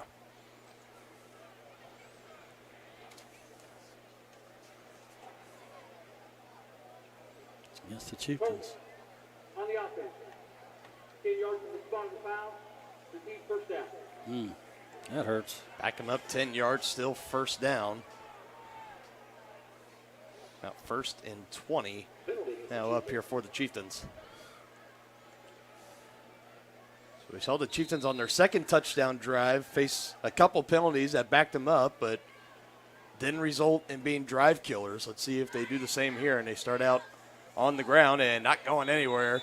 And Bruce, it looked like he initially slipped away from that tackle. I don't think he would have gone much further. That was Charles Zeller. Yeah, I think they said his knee was down. Yeah, that was Charles Zeller running in. He took the brunt of that hit, and he's waving to try to come out.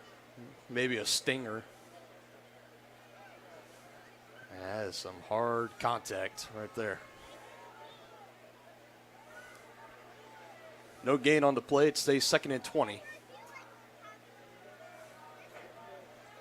And like Coach Jay was telling us at halftime, still a 50-50 ball game here.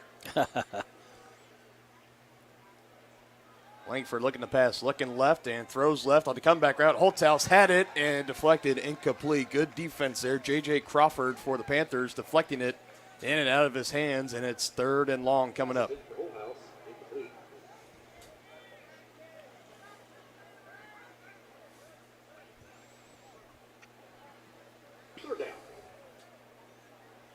Now the question will be here, is this 4-down territory for the Chieftains? We'll see. Langford again, looking left. He's looking for a Holthouse. He's got him in the end zone. And caught! Touchdown. What a pass! 27 yards. Langford the Holthouse. Their second touchdown of the night, and a beauty. And I tell you what, Murdoch was breathing down Langford's neck when he let that one go. So Good job keeping your cool. Langford not rattled at all, staying in the pocket, launching a bomb down the field, hitting Holthouse in the back of the end zone. Got by J.J. Crawford, who just broke up the pass on the play before. This time Holthouse getting the better of him. That one not underthrown by Langford, and that was key. Perfectly thrown ball. High snap, it gets it down, the kick is up, and it is good, and the Chieftains double their lead here, 21-7 over the Panthers. Good job by the holder there. 10:54 left to go in the fourth quarter. We'll be back in 30 seconds on your Chieftain Sports Network, Tonganoxie Sports Live.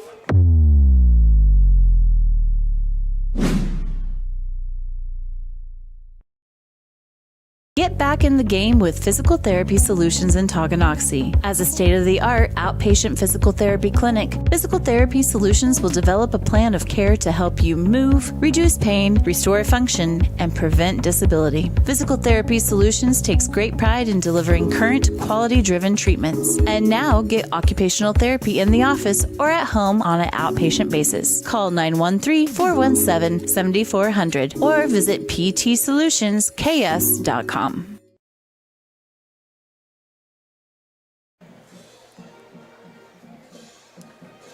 Beauty of a play there to cap off that Chieftain drive, their third touchdown drive of the game.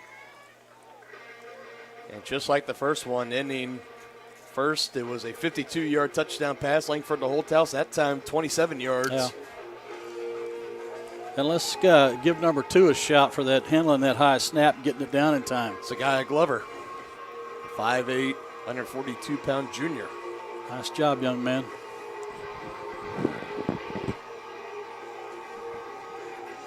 Yeah, like Paola is very aware, a missed extra point, it could end up being the difference in a game. That was a big part in their victory last week against Ottawa. So I know everyone kind of always overlooks the special teams aspect of football, but it is key. This time, muffed and muffed again in the end zone.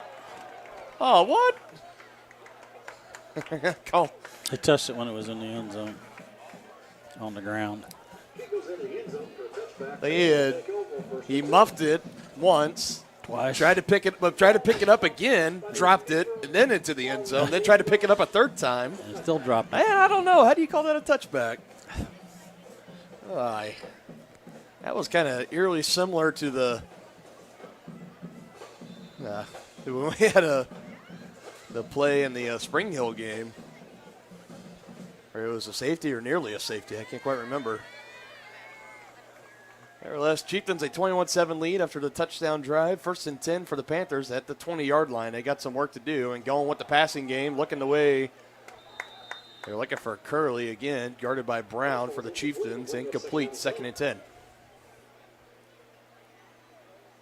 Good coverage there.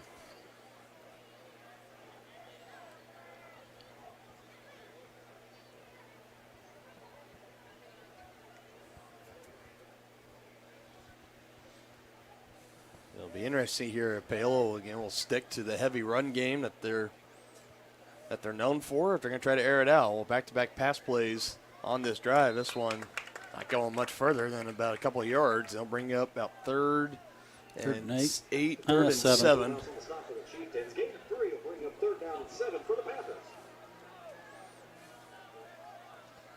No chance for the Chieftain defense here to get the Panther offense off and get the ball back to their offense.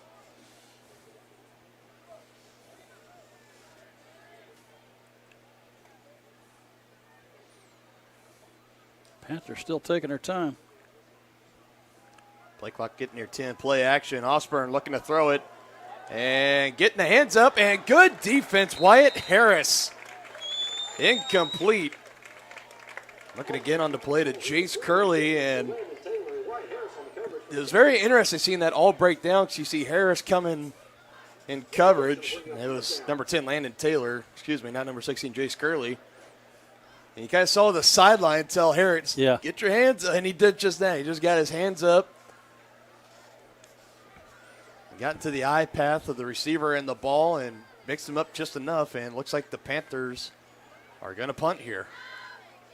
It's back. He runs with it a couple steps and legs it down the field. It takes a bounce and rolls out.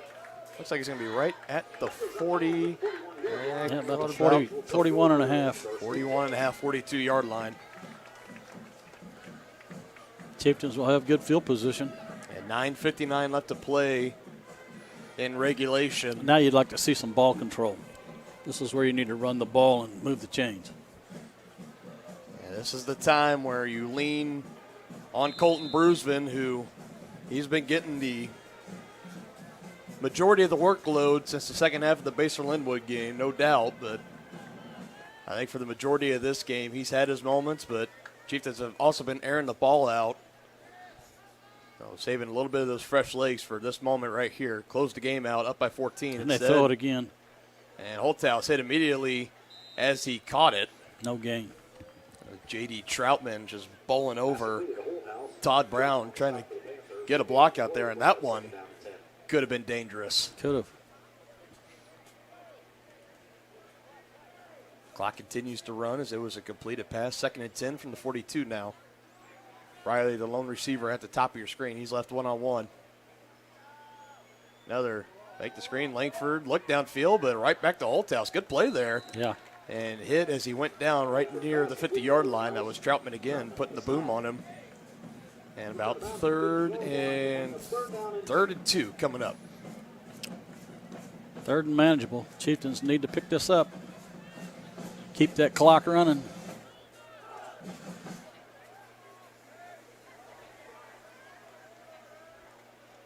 Handoff. Brusvin just needs 2, and he's close. met. He got 1 and didn't get beyond that. So 4th and 1 from midfield. Let's see if they go for it. I think you do. I think this is where you see here the 2-score lead, yeah. Yep, 2-score lead near midfield. Your defense has been answering the bell all night long tonight. Yeah, it looks like they're going to punt it. I think this is a little more of the conservative play call here, I think especially with Brusvin. I think you give it to him, tell him to get you 1 yard. And Well, that was close to being blocked. Punts that one, and good punt. going to pin him deep. Inside the 5.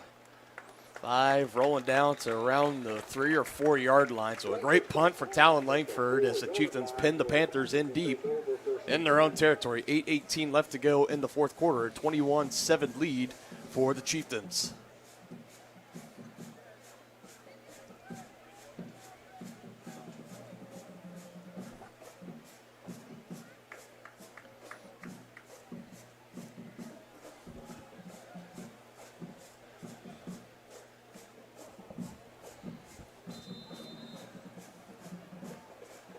First and 10, ball at the 4 yard line after the beautiful punt from Langford. Panthers are going to pass it. And again, I don't know what it is about those quick curl routes, those comeback routes, but you'd think it's been kryptonite for those Chieftain corners tonight. Yeah. I guess it's better than to bite on that, and if it's a fake and then they get behind you and go for 6. So. Yep.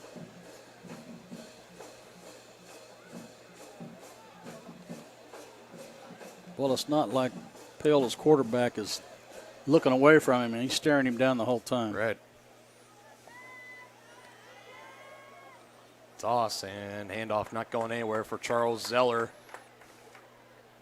They only needed a yard, and he just got back to the line of scrimmage. Going to bring up 3rd and short. Under 8 minutes left to play now.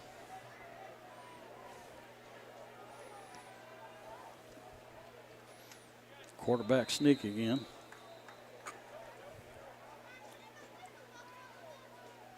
And this time I think he got it, and he did. Fresh set of downs for the Panthers.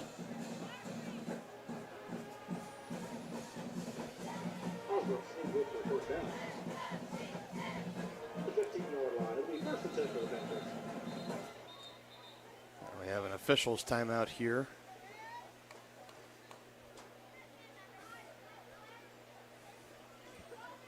What was that all about?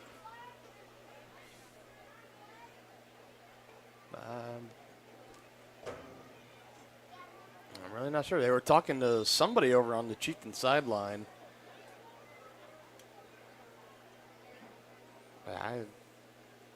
Beats me. 1st and 10. Osborne throwing it out again, getting up. A couple yards shy of the sticks. Forced out of bounds by Brendan Briley. his receiver, Jasper Logan. Make it 2nd down and 1. He got out of bounds there to stop the clock, so Paola will probably be working those sidelines a lot.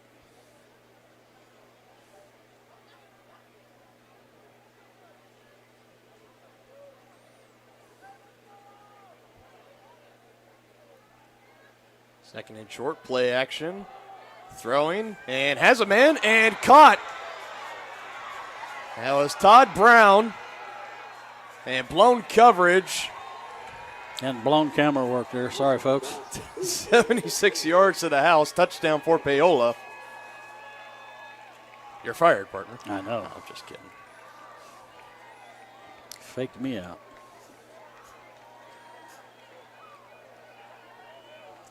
And the Panthers, that was the big play that they've been looking for. Yep. Yeah, it's going to be really important for the Chieftains to control the ball and the clock when they get it back. I'm not sure if Brown got confused or not. He had good coverage, and he just kind of seemed to stop there for a moment. That allowed Landon Taylor to run out and catch the ball, and to the house he went. Almost chased him down there at the end, but couldn't quite track him down.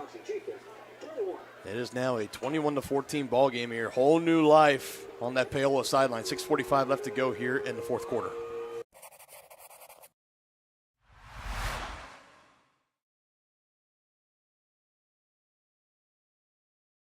Midwest Chiropractic Center in Tonganoxie, Lansing, and Bonner Springs is ready to get you back to being the active, energetic person you want to be. Dr. Robert Shook and Dr. Daniel Haugen at Midwest Chiropractic offer caring, high quality, and comprehensive care, including chiropractic care, acupuncture, and school and DOT physicals. Now offering Saturday appointments in Bonner Springs and Tonganoxie to better serve you. To schedule your appointment, call 913-369-0022 or visit them at mwchiropractic.com.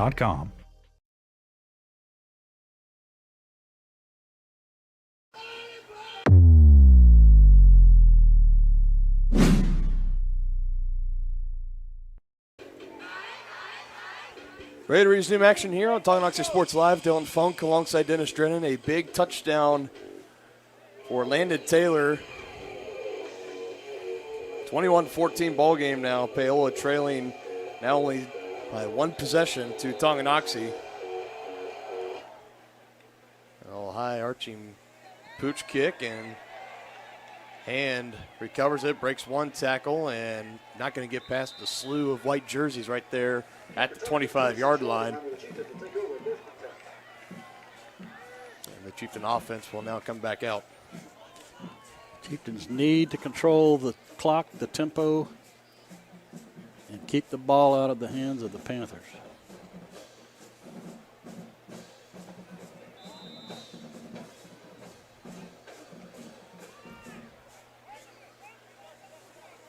First and 10, ball at the 27-yard line. 6 minutes, 40 seconds left to go in regulation. Bruisman, lone man in the backfield, Langford hide snap. Running along the right side, gets around the edge, first down and more. Shows off the speed, and there he goes. He's gone. Colton Bruisman, 10-5, touchdown Chieftains. That's what the doctor ordered.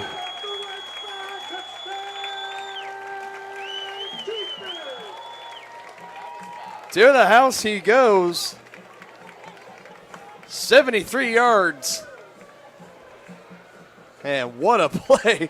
One play is all it took, and the momentum for the Panthers gone, evaporated. Yeah, the moment he got a step on him, it was over. A good seal on the right side of the line, getting around the edge, had the speed, had the space, and just turned on the boosters, and that was it. Yeah. A good extra point here could double up the Panthers. McWilliams set to tack on the PAT. Glover to hold. This one, good snap, good hold. Kick is up and splits the uprights to the heavens, and good. And it is not 14-0. I apologize about that. It is now 28-14. And 2 touchdowns on back-to-back plays, one by Paola and now one by Chieftains. It's back to a 14-point lead for Tonganoxie. 6:26 left to go here in the fourth quarter.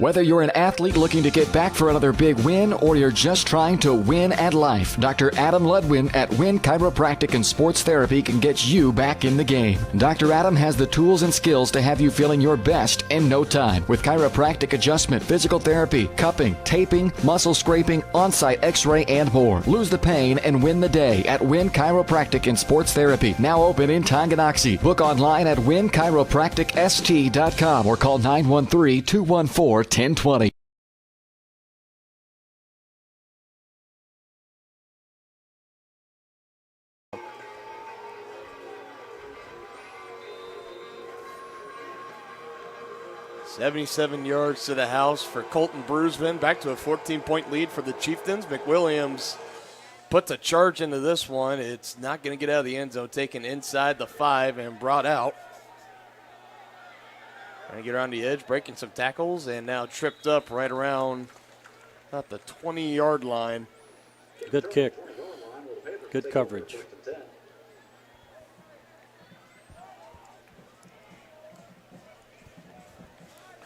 And now let's see how this Panther offense responds after scoring the big touchdown off the big play that they've been looking for all game, only to see it just become irrelevant. A kickoff and a defensive play later. 6:19 left to go. 2 timeouts remaining for Paola. All 3 still left for the Chieftains. It's a toss out to the left side, and not much there. That was a block in the back there at the end. No flag. Safe to say this game did not get done by 8:30, like we were thinking. Past 9 o'clock here. Now under 6 minutes left to go. Officially past the halfway mark. Coach Preston Troyer looking to close in on his second victory as head coach of the Tonganoxie Chieftain football team. His all 2 wins would be coming here on his home turf. Whistle and a flag on the play. Here's the call. Offsides. Chieftains. Now is not the time to make stupid penalties, boys. The Chieftains will make it 2nd down and 4. Right as the whistle's blowing, Osborne looking to pass, throws it, has a man, dives, good catch. Little offline there, off kilter. That picks up a first down. That was Curley again. Pass complete to Jace Curley. Gain good for a Panther first down.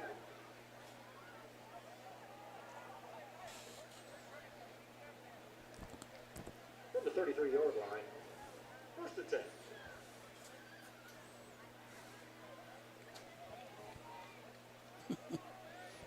Got so many moths flying in here. It's driving me crazy. Keep flying in front of me.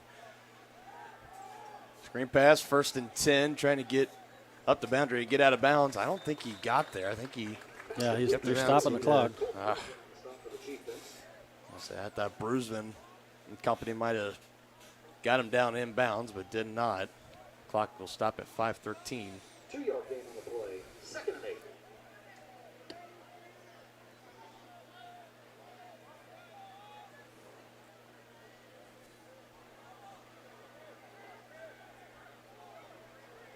The offensive package coming in here for Paola. 2 receivers to the right side. Osborne fakes the handoff, and Smith had him wrapped up, but still gets it away. Miraculous there. Nathan Smith had him down in the backfield, and just a cool moment there. Coach Bond still cheering him on, saying almost. Just got to close the deal off there. But I think you got to just tip your hat to Jed Osborne. Well, yeah, he did a nice job under pressure there. Getting grabbed onto by his left shoulder and dragged back, and still able to just throw it on target and picks up a decent gain. About 3rd and 5 here now coming up. 2-step drop back. Osborne fires, tipped, and incomplete. Almost intercepted. And Sakiah Glover was right there and oh so close to his first interception of the year. Would only be the 2nd INT of the year for the Chieftains outside of the Isaiah Holthaus 36-yard pick six in week 1 against Basler Linwood. 4th and 6 now, 4-down territory for the Panthers. Got to pick it up here. They want any chance here. And if you're the Chieftain defense, try to hold them here, get them off the field, and take over. Up 14 and in your own territory. Osborne looking to pass, has a man wide, incomplete. Bruisevin in coverage. That's a bad pass. Noah Bailey also there for the Chieftains, and they will take over. Turnover on downs, 1st and 10 at the Paola 37-yard line, and that might be it for the Panthers. Well, if the Chieftains play it right, it will be. And now if you're Tonganoxie, you saw Langford and Bruisevin just fist bump back there. It's now your time, 16. Yep. Eat this clock up, force Paola to call their timeout. Still only 2 left. Handoff. Bruisevin has space and charges through. A nice gain of about 4 yards. Bruisevin on the carry, falls forward. 4-yard gain on the play. 2nd and 6.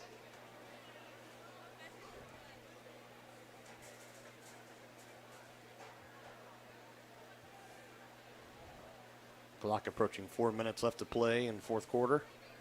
14-point lead for the Chieftains. The Chieftains now doing a good job of running some clock here. Giving Paola a little bit of their own medicine. Play clock now is under 10.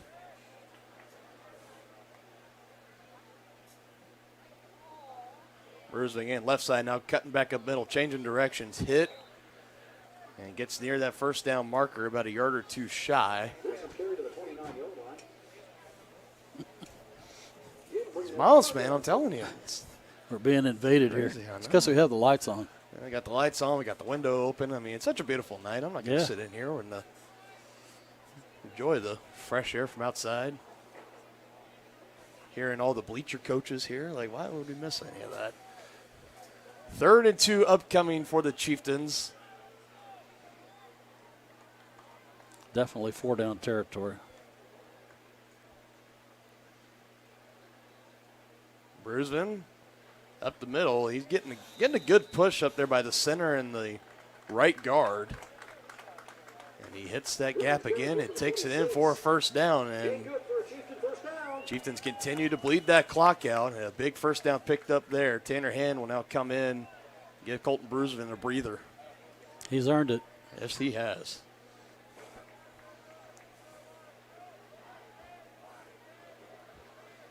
He is on his way to having his 4th consecutive game of 100-plus rushing yards.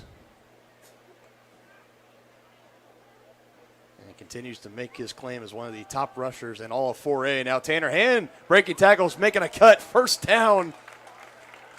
Good run there by the sophomore Tanner Hand. We'll be seeing more of that young man next year. Oh, about a gain of 12 yards on the play. Oh, that was sweet. That's a sophomore. It's a sophomore connection back there, Langford and Hand. The future is bright for these Chieftains. It as really he was talking is. About, yeah. And next year, get a couple of key additions coming back from injury, and a lot of key players this year being seniors. A lot of promise next year. Now Tanner Hand running hard. He is. Good job, young man. Stiff arm and lowering the shoulder and staying in bounds. Lane Anderson forcing him down.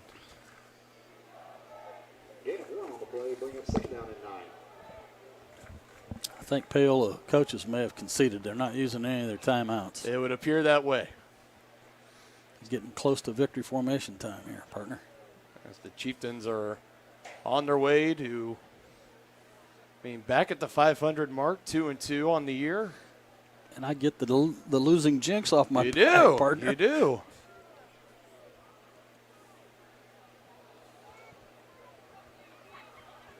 I'm saying things didn't go so well tonight, I really might have to fire you. I don't know. We'll keep you around for another week. All right. It's victory formation for the Chieftains. And Paola not going to take their timeouts. They will let this one run down. And for the 2nd year in a row, the Paola Panthers come into Tonganoxie and are turned away And a long bus ride home for the Panthers. Chieftains moved to 2-2 on the year and look to next week as they face the Bonner Springs Braves here at Beatty Field. Second game of the homestand before hitting 2 straight road games at Lewisburg and at Eudora. That'll do it, folks. It will. Big win for the Chieftains tonight. 28-14 is the final score. Ladies and gentlemen, how about a round of applause for a great football game played by both teams?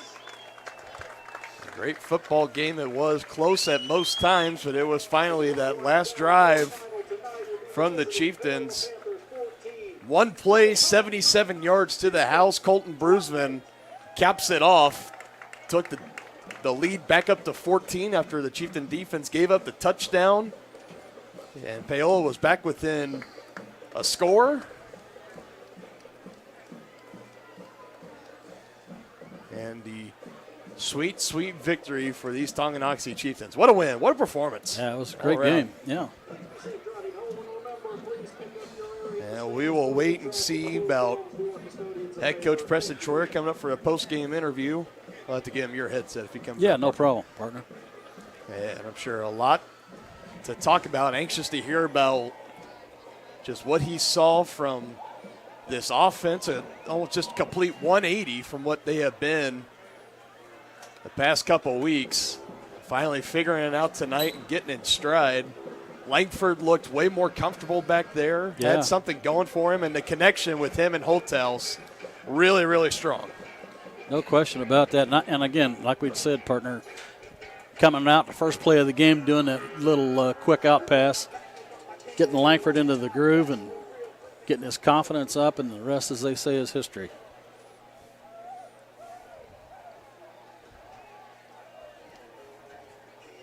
And if I didn't remember correctly, I believe next week is also homecoming as well, because they'll be home next week and then on the road for 2 weeks after that. And then the game after that, their final home game against Ottawa, it's senior night. Yeah. So. Yeah, next week is homecoming. So even more, a lot of extra festivities coming in next Friday. It's always great when you can always come in, get a win on your home field during homecoming. And we talked about the Chieftains going to have a favorable opponent coming in next week in Bonner Springs, who are struggling mightily throughout this year. Obviously, nobody to look past. No. Well, they were ahead tonight, weren't they? 7-6 or something. Against Turner, yeah. I'll pull back up the scores here. That'd be nice if we can get Coach Troyer up here. Yeah, he came up here during the last home game. Obviously, the Chinook game was understandable. And the Basel Linwood game, well, we all know how that whole broadcast as a whole just went. So it's. Let's see. And you're now listening to the Tonganoxie Sports Live post-game show here. Going through, looking to see if we have an update on that Bonner Springs game. We can have a better idea of what we're up against.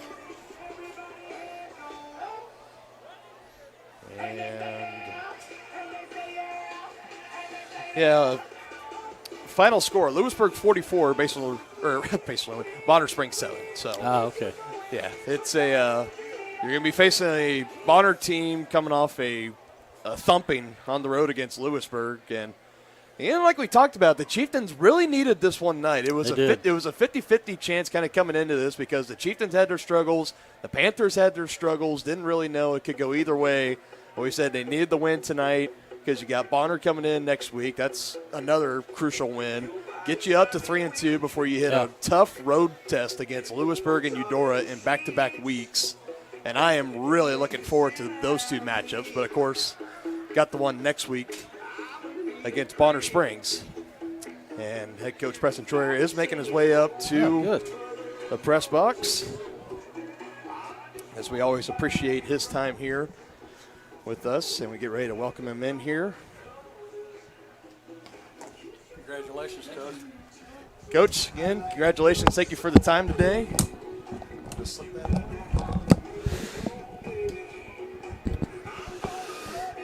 So tell me a little bit, Coach, about the message to your team. Obviously, last week's game against Chanute, not really one to remember. What was just your message to them that Saturday and all throughout this week in preparation to Paola? Well, first off, Chanute was a good football team, and we knew that. And we made some mistakes early, and it cost us. And we just said, hey, number one, we're 1-0 in league play. And so that's our focus right now, going 1-0 every single week in league play. So that's what we preached all week. We got to fix our mistakes. We got to get better. We got to keep our unbeaten blemish in league play, and let's go win a league title. And so kids responded well. We had a good week of practice. I thought they were locked in tonight and gave great effort. Talk about the growth overall, just from Talon Langford and the offense as a whole, going through the struggles the past couple of weeks, but tonight looked really, really sharp. Yeah, so you got to pick your poison. You're gonna load the box and stop Bruisman, or you're gonna try to bracket Isaiah. And you can see Todd Brown coming into his own, a little sophomore. He's tough to stop, so you got to make your choice. And so we did a good job being balanced. We ran when we needed to. Isaiah coming up clutch at the beginning of the game. They said, hey, throw the ball. We're going to stop Bruisman. And Isaiah said, okay, here we go. And he had a big first half. Then they went away and started bracketing him. And I really honestly don't know why they stopped, because as soon as they stopped, we went right back to it and scored to kind of put it away. So it's kind of how it went. Yeah, that connection between Langford and Holthouse is really starting to grow out there. You can tell those two have something special. Yeah. And looking to continue and to grow on that as the season goes along. We talked about it in our pregame show a little bit. The offense, a little bit one-dimensional, really needed to grow. Was that a big focus of the game plan, or was it just more of trusting your guys to just correct the mistakes? Well, it kind of always has been. The Chanute game kind of looked, we're heavy to run because they bracketed both sides, and so we had the numbers in the box, and so that we're going to count, right? So if we got the numbers in the box, we're going to run. If they pack the box, we're going to throw. And so Chanute spread out with us, and so we were a little more run heavy. But yeah, we work on it every day. That's our big emphasis. And I knew he's got a great arm. We've known that, and I just giving him confidence and giving him the reps and just saying, hey, we're going to keep throwing. You keep doing it, and you run the show. And he did a great job. And you're going to see him. People are gonna know about him after a while. Absolutely. I think the best play of the night is when he stayed in the pocket. It was the 27-yard pass, the second touchdown of the night to Holthouse. Murdoch was breathing down his neck, hit him, but he didn't become rattled, stayed in the pocket, delivered a beautiful pass to the end zone, connect with Holthouse. So it's just that growth you're seeing from the backup quarterback now, stepping up when you guys need him to, and just getting better and better each week. And you got back here again next week at home, back-to-back home games against Bonner Springs next week. Just talk about the importance of that game as you get ready for a two-game road stretch against Lewisburg and Eudora, two tough contests. There's no gimmies in the Frontier League, that's for sure. So, we're going to be focused 100% on Bonner, and just like we said, continuing to be 1-0 every week in Frontier League play. So, we'll enjoy this one for about 12 hours or so, and then we'll put that Bonner film on, and it'll be time to get to work and continue this streak. Great to hear. Coach, thanks for your time today. Right, we'll see you next week. See you. That was head coach Preston Troyer of the Tonganoxie Chieftains. 2-2 on the year. A big victory tonight, 28-14 over the Paola Panthers.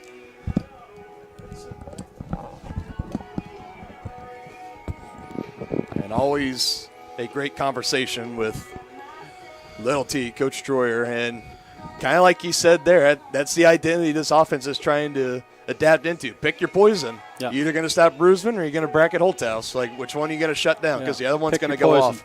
And you know what's scary, partner?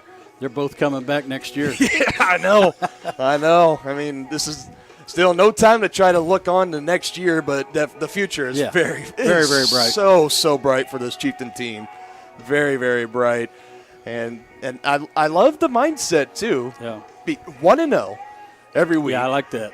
1-0 every week, because as much as that Chanute game was the big downer, that's also a non-district, non-league game. Yep. So the only time you'll ever face Chanute again is if you happen to meet them in the playoffs, and then, who knows? Yep. Both teams have grown and matured since then, but just being 1-0, the Chieftains are undefeated in Frontier League play. Absolutely. Only two losses are to Mason Linwood and Chanute, neither in the Frontier League. So that's a nice perspective to really put on it, becoming 1-0 each and every week. And they said they'll enjoy this for about 12 hours. They'll get in there with film. They'll talk about the good and they'll talk about the bad, and they'll have a good weekend. Then they'll be right back in on Monday getting ready for preparation against Bonner Springs. Looking forward to that game. Homecoming is going to be great. It's going to be a great night, and if you are thinking about maybe if you want to come out to Pack Beatty Field next week. Why not? It's always a good time. Homecoming, a lot of old classmates, and everyone coming back to their alma mater. A great night of football. And pageantry. Pageantry and the glory of homecoming. We'll have the homecoming festivities. We'll get here earlier. We'll be live earlier. We'll have the homecoming king and queen coronation live here on Tonganoxie Sports Live, so don't worry about that.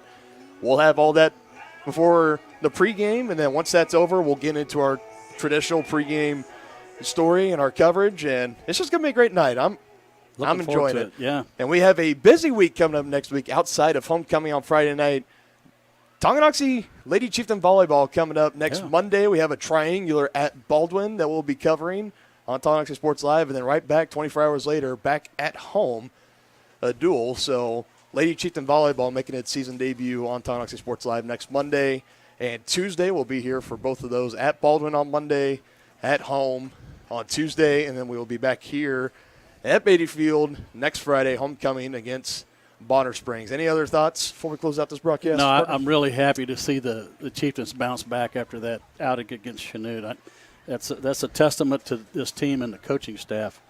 And looking for even more good things next week against Bonner Springs. Absolutely. Looking to become 1-0 again. Yeah. Next week, move to 3-0 in league play and go into 3-2 on the overall record. So we're going to go ahead and wrap up our broadcast here again. Thank you all so much for joining us tonight here on Tonganoxie Sports Live. We appreciate everyone's support, and we couldn't do what we do without all of the love and support from our loving viewers, our fans, listeners, our sponsors, everybody. It's a lot of moving parts in this. This isn't just it's not an easy side gig for sure. It takes an army, and we appreciate every single member of the Tonganoxie Sports Live Army. So on behalf of everybody here at Tonganoxie Sports Live and Tonganoxie High School, I'm Dylan Funk, alongside Dennis Renner, saying thank you, good night, and we will see you all on Monday. Have a great weekend, and rock chalk, baby. Yeah, there you go.